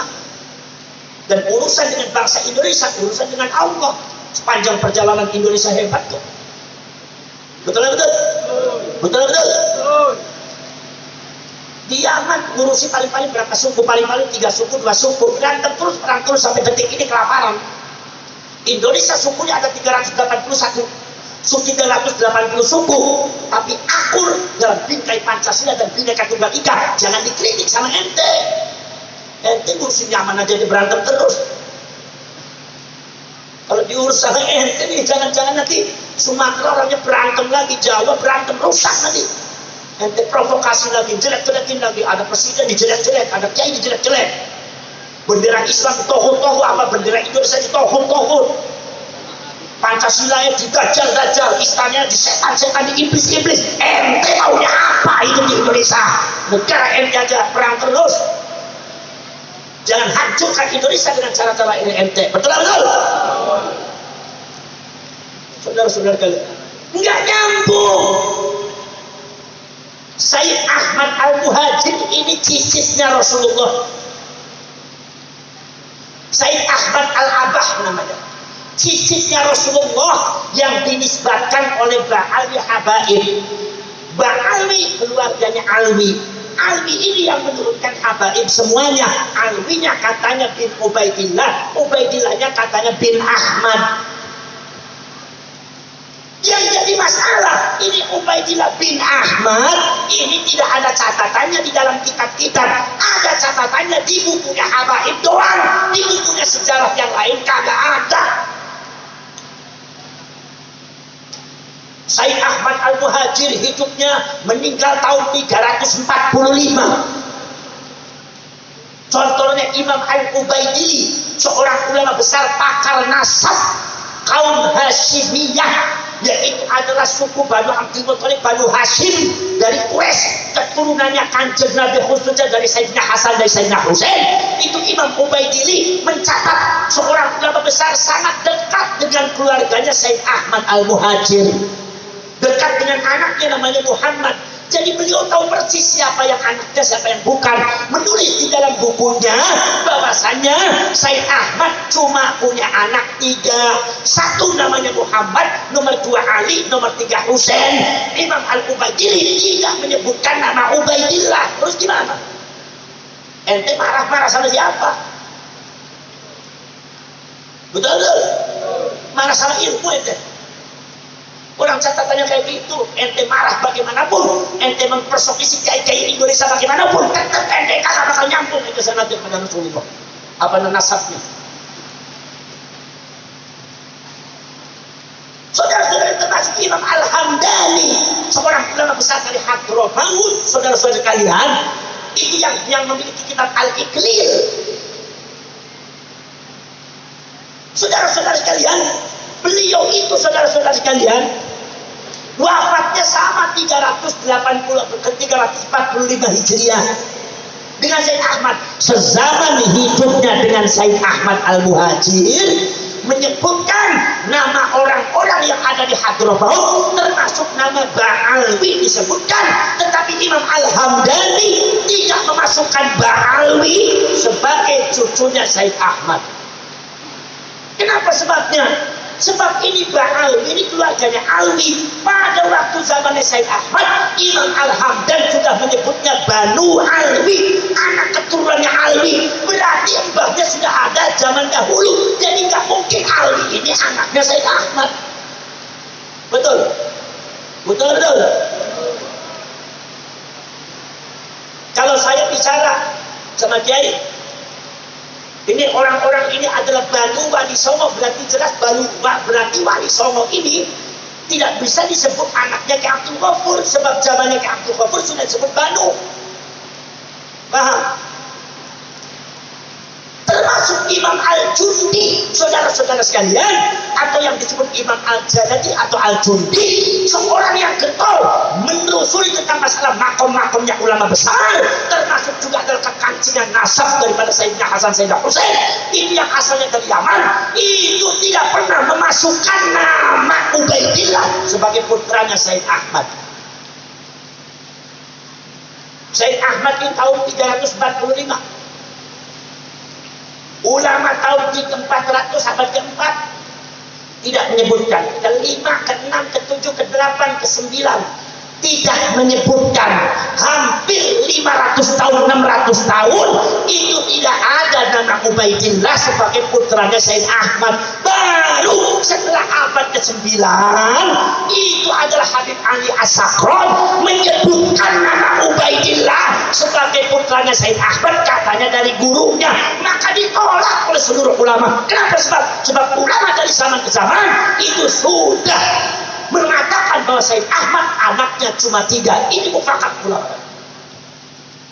Jadi Ubaidillah nggak ada.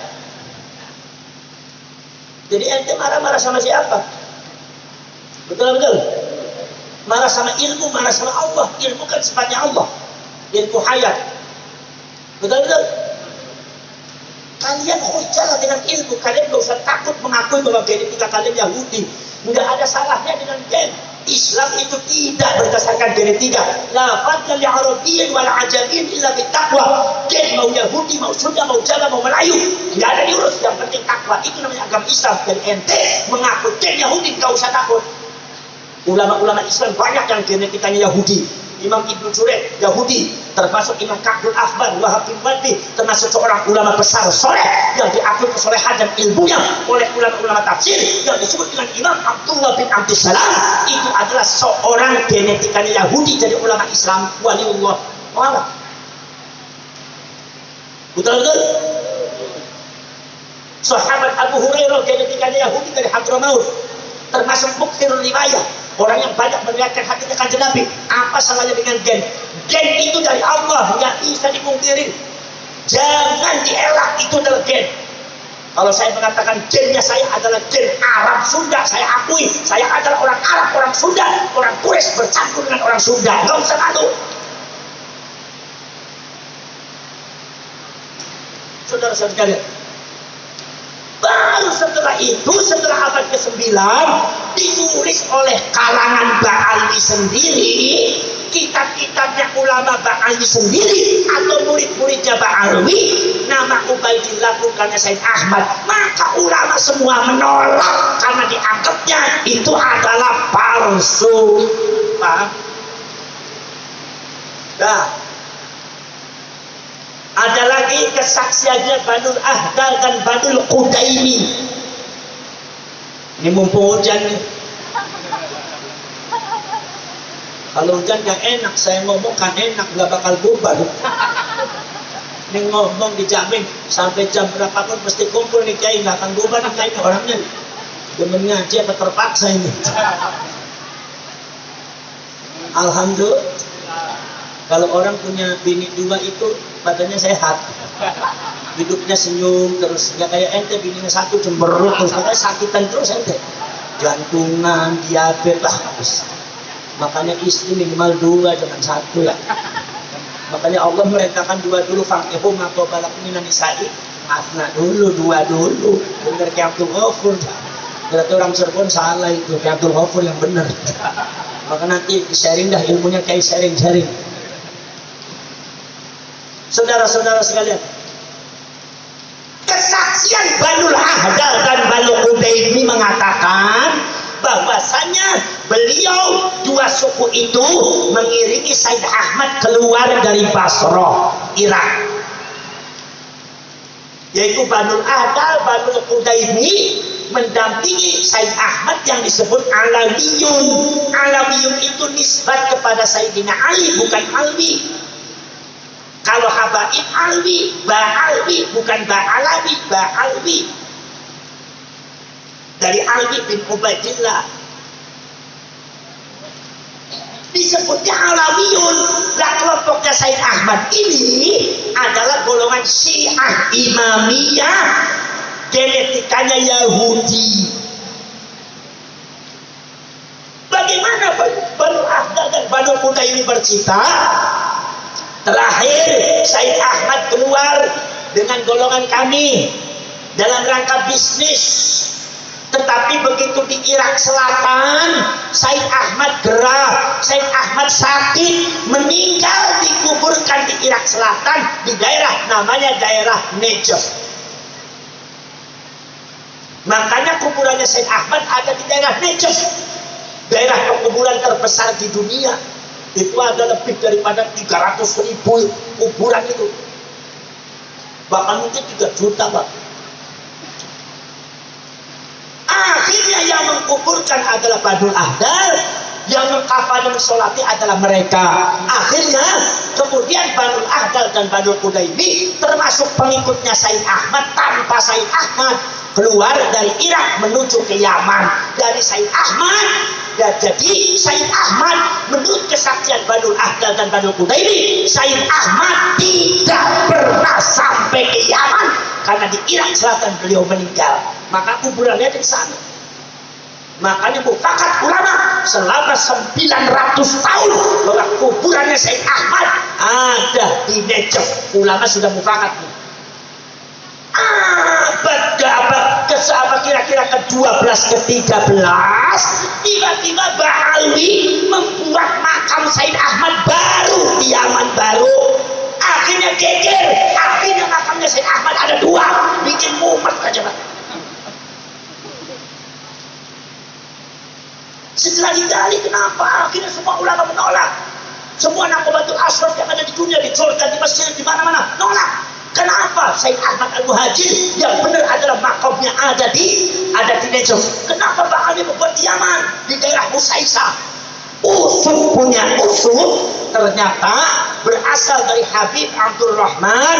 Katanya Habib Abdul Rahman itu riwayatnya Habib Abdul Rahman itu pengen mencari makam datuknya yang namanya Said Ahmad. Lagi jalan-jalan tiba-tiba katanya ada cahaya jatuh dari langit, jatuh ke tanah Husaisah. Maka Said Abdul Rahman meyakini bahwa di Husaisah itu ada jasadnya Said Ahmad. Akhirnya dibuat makam, dia dibuat kuburan.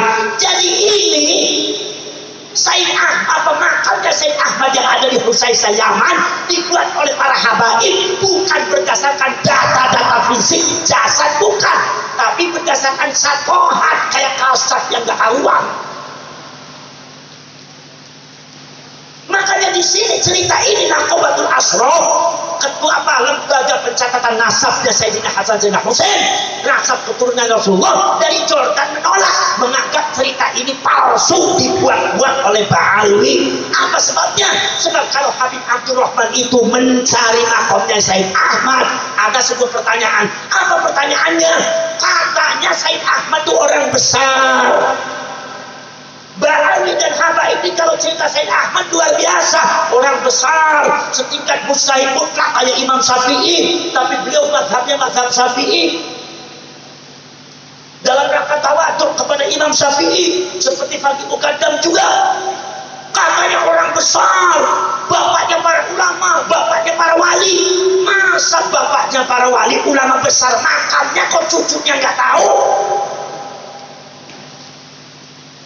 Saya, jarak antara saya dan mbah saya 500 tahun dengan Syarif Hidayatullah, tapi saya tahu di mana kuburannya, di Gunung Jati. Masyarakat siap nih, punya anak apa, punya guru-guru, punya orang tua, punya datuk-datuk, sudah 600 tahun kuburannya kagak bisa hilang, mesti tahu tuh. Ini katanya Said Ahmad itu orang hebat. Masa itu Habib Abdul Rahman mencari makamnya Said Ahmad? Berarti Habib Abdul Rahman belum tahu makamnya Said Ahmad di mana. Loh, katanya orang besar, kenapa makamnya nggak terkenal? Disinilah makanya kata Naqobatul Ashraf dari Jordan, cerita ini adalah sengaja dibuat oleh Ba'alwi di dalam rangka mendoktrin masyarakat untuk sebuah pengakuan bahwa mereka itulah cucunya Said Ahmad, padahal mereka bukan cucunya Said Ahmad. Saudara-saudara sekalian, begitu nyampe di Yaman, Banul Ahdal, Banul Qutaimi, Banul Ahdalnya ada di Son'a, Banul Qutaimi ada di Yaman Selatan. Nomor selanjutnya kemudian saudara-saudara sekalian, termasuk adalah saudara-saudara sekalian golongan Said Ahmad tanpa Said Ahmad di Hadramaut, golongan Syiah Imamiyah. Ceritanya begini, kata Banul Ahdal itu ceritanya jalan-jalan ke Hadramaut. Ya maklum zaman dulu belum ada WA, belum ada HP. Begitu jalan-jalan lagi ribut ke Hadramaut. Apa ributnya? Katanya ada Said Ahmad Al-Muhajir, cucunya Rasulullah, punya anak Ubaidillah.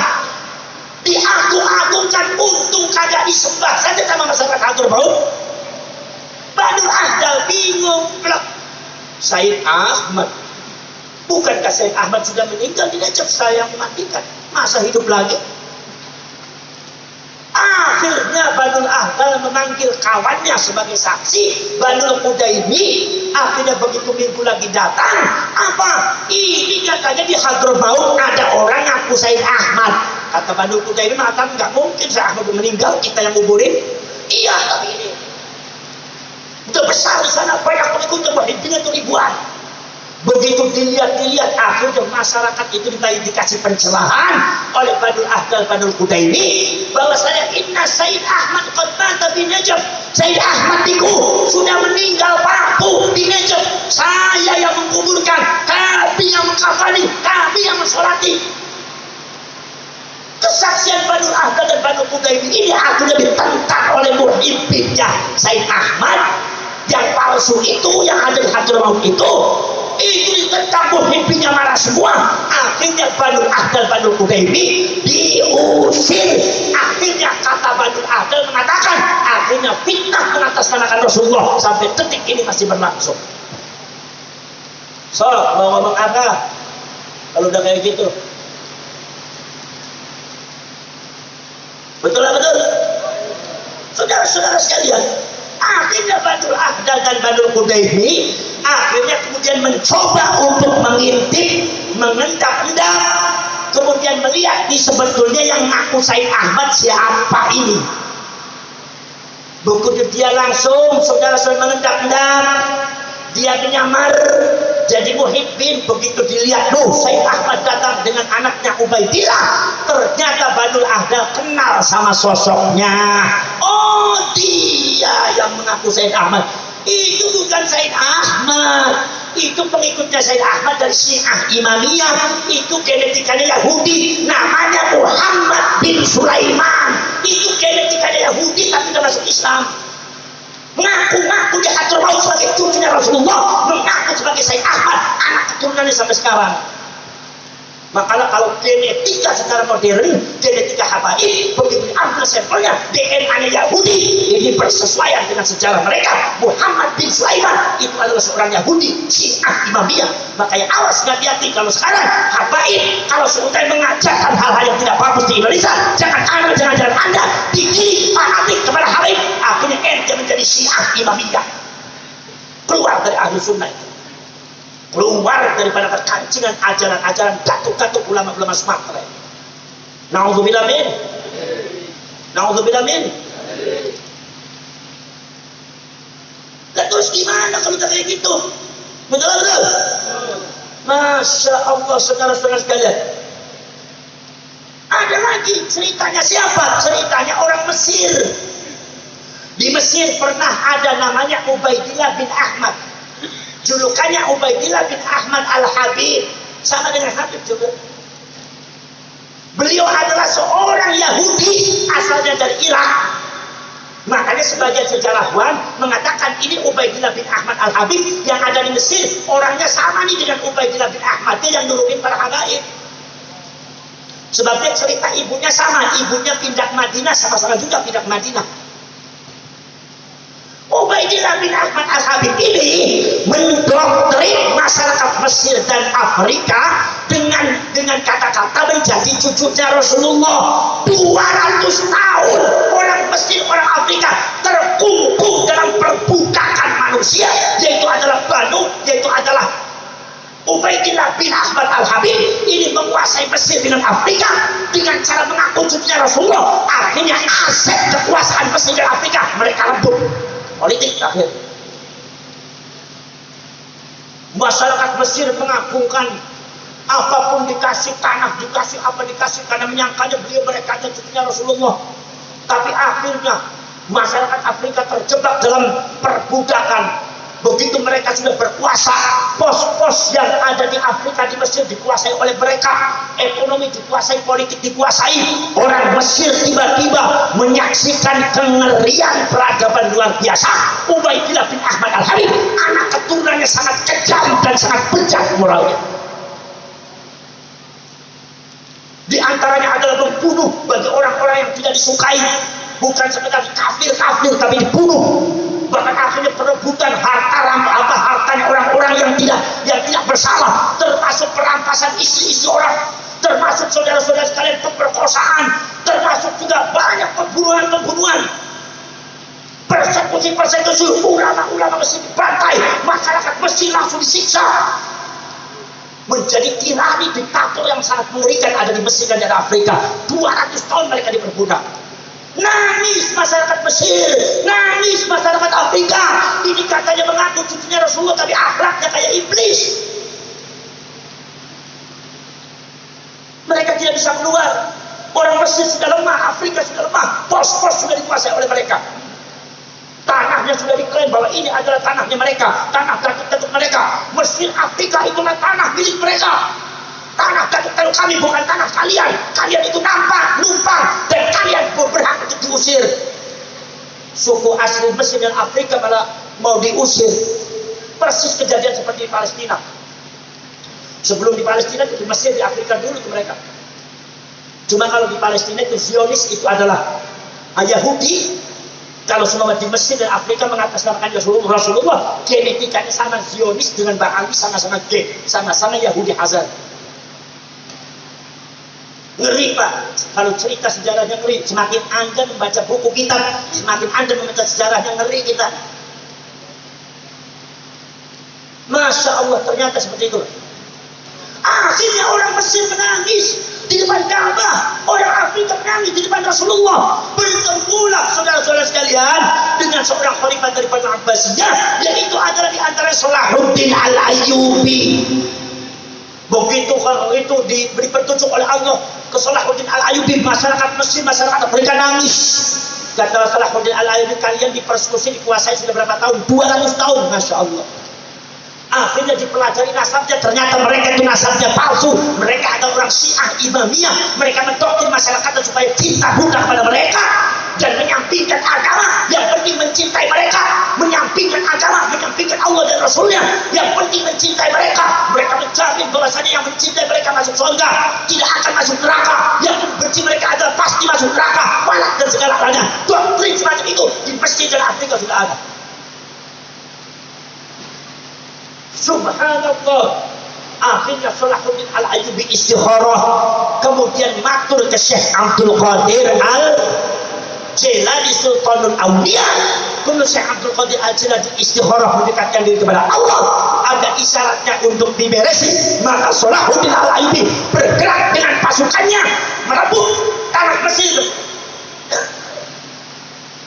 merebut tanah Afrika, termasuk juga merebut Palestina dari kaum Salibis. Maka akhirnya saudara-saudara sekalian, sejak itu kemudian Mesir sejarahnya dibenerin lagi, Afrika sejarahnya akhirnya diberesin lagi, direhabilitasi lagi, dan dikasihkan akhirnya kekuasaannya pada rakyatnya, rakyat Mesir dan Afrika. Setelah 200 tahun dikuasai orang-orang batil yang menjual nama Rasulullah, itu sudah ada di Mesir. Apa enggak ngeri itu? Betul ya betul? Betul ya betul? Saudara-saudara sekalian, maka ini saudara-saudara sekalian, itu kesaksian daripada orang Mesir. Maka di sini saudara-saudara sekalian, ini harus dijelaskan. Apa betul sih? Yang kadang-kadang saudara-saudara sekalian ada beberapa oknum-oknum Ba'ali sekarang sudah bilang klaim tanah Indonesia ini adalah milik ulama Tarim Yaman. Entasmu. Betul-betul. Jawa adalah milik Yaman, Sumatera itu miliknya para habaib, Jawa Barat itu miliknya para habaib. Sudah ada pemalsuan makam-makam. Makanya kalau ada makam di sini yang situs-situs yang bersejarah, mohon kepada Pak Bupati untuk dijaga. Pelestariannya dijaga Pak Bupati. Sejarahnya dijaga, jangan sampai ada oknum Habib yang batil kemudian menjadikannya menjadi Habib ini, Habib ini, Habib ini. Sudah ada, saya kemarin datang ke Tegal Pak Bupati, itu ada namanya kuburannya Maulana Ishak, bukan Maulana Ishak, Mbah Yai Ishak, di daerah Jatinegara. Mbah Yai Ishak sebelah sini, kuburannya ada sebelah sini kan. Tiba-tiba datang oknum Habib, di antaranya adalah datang dari Bogor, dari Pemalang, dan dari Tegal kota. Datang ke Jatinegara. Jatinegara itu adalah Tegal kampung. Tiba-tiba pada waktu awalnya pertama dawir, jual minyak wangi sambil maksa-maksa, pacaran dengan perempuan sambil maksa-maksa, ada kambing ditinggal. Orang-orang masyarakat di situ yang namanya masyarakat Melayu Jawa, akhirnya monggo mawon husnudzon. Tambah hari tambah nggak benar, tiba-tiba mereka membuat makamnya Mbak Ishak tanpa seizin cucu-cucunya. Makamnya Mbak Ishaknya dibangun, makamnya Mbak Ishaknya sebelah sini, yang dibangun sebelah sininya. Makamnya siapa? Yang nggak tahu makamnya siapa. Akhirnya cucunya Bayi Ishak mengingatkan, itu makamnya mbah saya bukan di situ, di sini. Habibnya malah ngotot. Kalau ada ngotot begitu depan saya, tak gaplok sama saya. Apa maksudnya ngotot-ngotot? Ente mbahnya bukan keren-keren kayak gitu. Ini mbahnya orang Indonesia kok. Itu sama ente. Betul. Harus berani kayak gitu orang Indonesia tuh. Subhanallah. Akhirnya dibuat makom, gak mau berhenti, Habibnya ngotot. Buat di sini ribut dengan cucunya Mbak Ishak. Yang dibangun makom sebelahnya, makomnya Mbak Ishaknya dibiarin terlantar. Subhanallah. Yang dibangun adalah makamnya orang lain. Bukan itu aja saudara-saudara kalian, begitu Mbak Ishak tiap tahun ada haul, itu Habib ngadain haul sendiri. Haulnya Mbak Ishak, datangin habaib semua dari luar, rame banget haulnya. Akhirnya haul yang Mbak Ishak ada dua, jadi kisahnya persis sama dengan Sayyid Ahmad Al-Muhajir, makamnya dipalsukan di Yaman. Di Indonesia kalau begini gawat atau gawat? Gawat atau gawat? Masya Allah.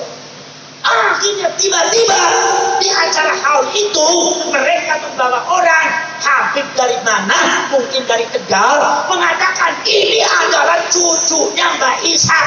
Habib ini, bin ini, yang namanya Mbak Ishak itu Habib, asalnya dari Bojong. Ada orang Habib ini katanya cucunya. Lah ini cucunya di mana? Coba bagaimana perasaannya kalian kalau seumpama makamnya mbahnya kalian, gantungnya kalian diklaim, didatangkan katanya ini cucunya mbah kalian, kalian dianggap bukan cucunya, gimana itu? Persis seperti Wali Songo. Para habaib sekarang mengklaim Wali Songo adalah habaib.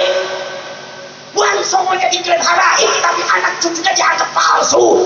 Pengen barokahnya Wali Songo, tapi anak cucunya dianggap palsu. Seolah-olah mereka yang menjadi anak cucunya Wali Songo. Dasmu gundul. Ente ini maksudnya apa seperti itu? Jawab ente. Nah, orang Rio digituin diem aja, gimana ente? Sekarang saya tanya, dibiarin apa diberesin? Dibiarin apa diberesin Rio? Direhabilitasi apa dibiarkan? Harus diberesin nih. Rio harus memiliki kekuatan untuk membenahi itu semua. Jangan sampai mau diperlakukan seperti itu. Betul? Saudara-saudara sekalian, tuh bukan. Akhirnya manggillah saya, wah ini harus lawannya Kusabas. Lagi-lagi saya ada berantem sama Habib. Akhirnya saya langsung mengadakan gerangan ceramah, langsung bongkar ke kuburannya. Ganti yang dibangun agar Bayi Ishak. Alhamdulillah kuburan yang palsunya bongkar. Sekarang kuburan yang Bayi Ishak sekarang sudah bagus. Alhamdulillah. Ada lagi itu yang namanya oknum Habib. Saya bilang oknum, gak semuanya. Jadi kalau ente yang benar gak usah tersinggung. Kalau ente tersinggung berarti sama-sama gak benar ente. Oknum Habib buat kuburan di Probolinggo, Jawa Timur. 4 kuburan. Itu kayak Habibnya mengatakan ini kuburannya Wali Kutub nih. Kalau ada pesawat lewat, pesawatnya bakal hancur. Ngapain juga orang naik pesawat nengok-nengok ada kuburan apa kagak? Oh itu setel kepala ente. Ngabrang aja. Betul. Masya Allah. Akhirnya saudara-saudara sekalian, begitu ada isu tentang masalah tesisnya Ki Imaduddin, isu tentang pemalsuan makam, masyarakatnya bergerak. Jangan-jangan ini makam ini palsu juga. Musyawarah dengan kumunya, musyawarah dengan kepala desanya, musyawarah dengan Pak Camat, musyawarah dengan Pak Kapolsek, akhirnya mendatangi makam itu. Kuncinya protes-protes, juru kuncinya diamankan, itu makam akhirnya dibongkar. Begitu digali, itu makam enggak ada isinya. La ilaha illallah. Berarti masyarakat yang tahlilan di makam itu tuh enggak ada isinya. Ini kurang ajar ini Habib Temen. Saya mau tanya, bener apa enggak yang model kayak gitu? Bener apa enggak? Bener apa tidak? Ente mau bela orang semacam itu? Kalau saya bicara begini, sekali saya benci sama Habibnya bener apa enggak? Masya Allah.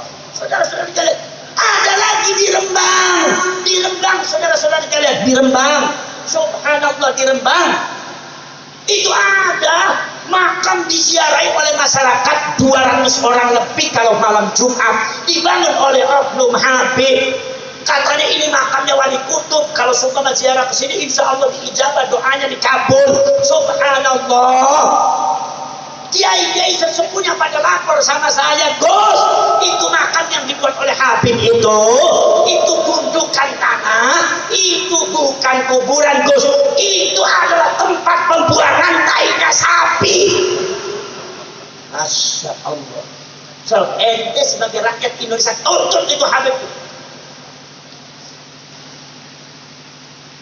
Ya Allah, bagaimana orang Indonesia nggak marah tuh sama orang kayak gitu? Betul. Kita menghormati karena sebagai katanya cucunya Rasulullah, akhlaknya nggak karu-karuan. Saudara-saudara kalian, yang membela habaib itu orang NU. Pada waktu tahun pasca kemerdekaan, Bung Karno memiliki gagasan habaib semua harus dipulangkan ke Yaman. Siapa yang berbunyi? Siapa yang melarang? Bahwa Hasbullah orang NU. Jangan. Ulama-ulama NU melarang. Jangan. Lihat Habibnya di sini membantu kita untuk dakwah Islamiyah, buat madrasah, buat pesantren. Kalau nggak ada ulama NU, sudah dipulangin di Yaman. Tapi mana terima kasihnya para habaib kepada NU?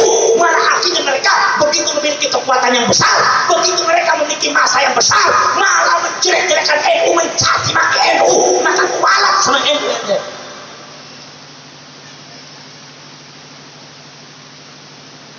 Ya Allah,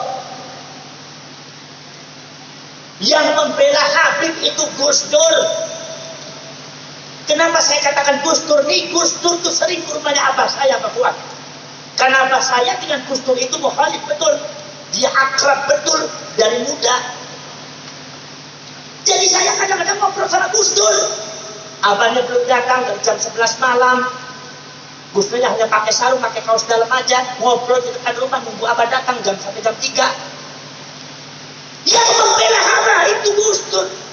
Tahun 70-an, masalah status keluarga negaraan habaib dipertanyakan. Kenapa? Karena orang jadi WNI nggak sembarangan, harus ada syarat-syaratnya.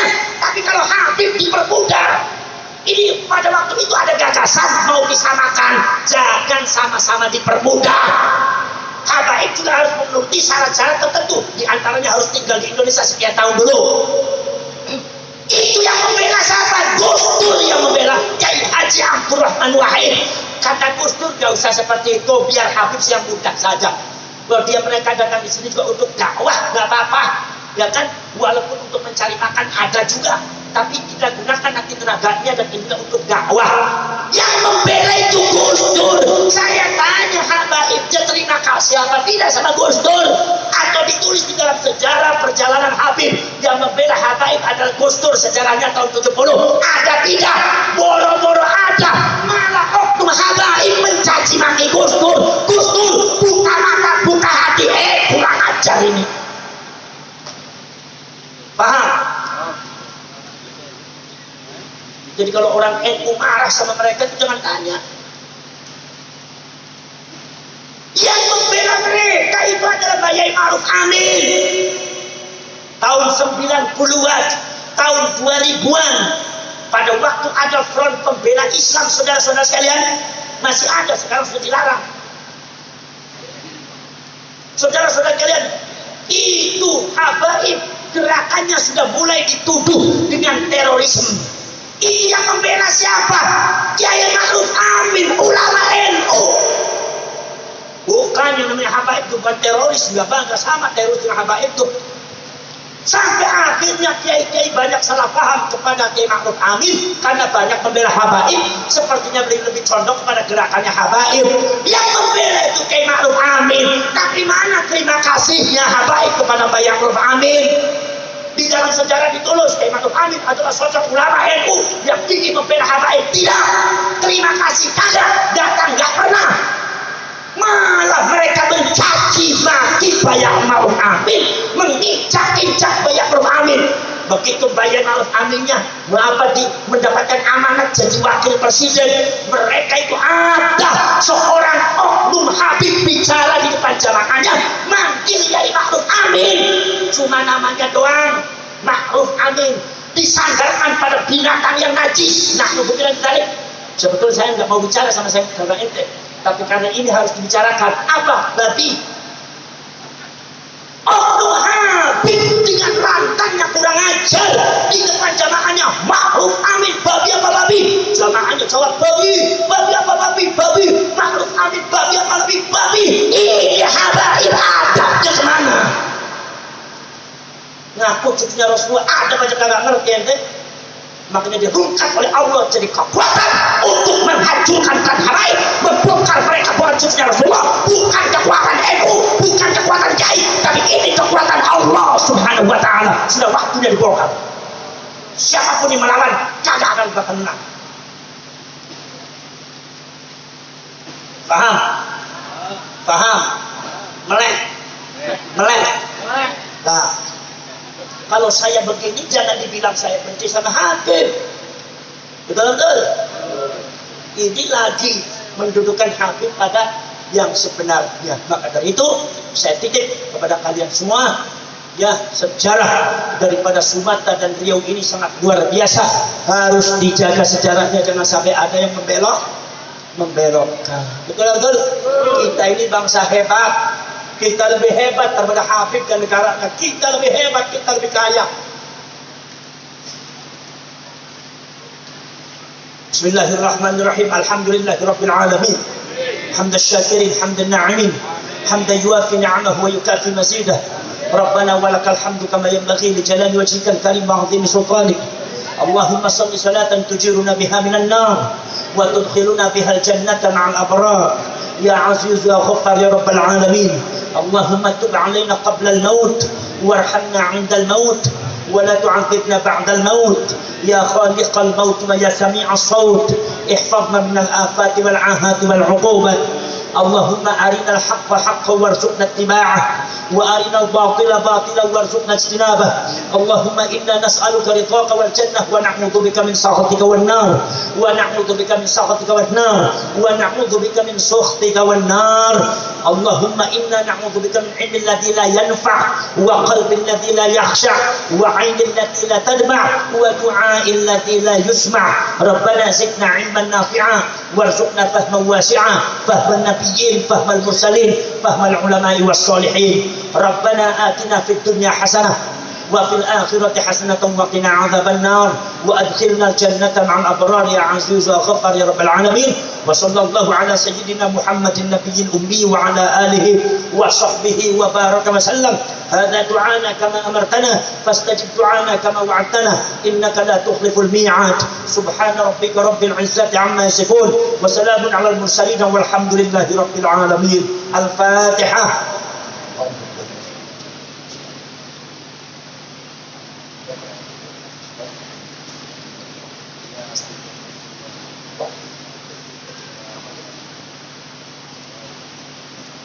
هذا وأفوض أمري إلى الله والله بصير بالعباد والله الموفق إلى أقوم الطريق. والسلام عليكم ورحمة الله وبركاته.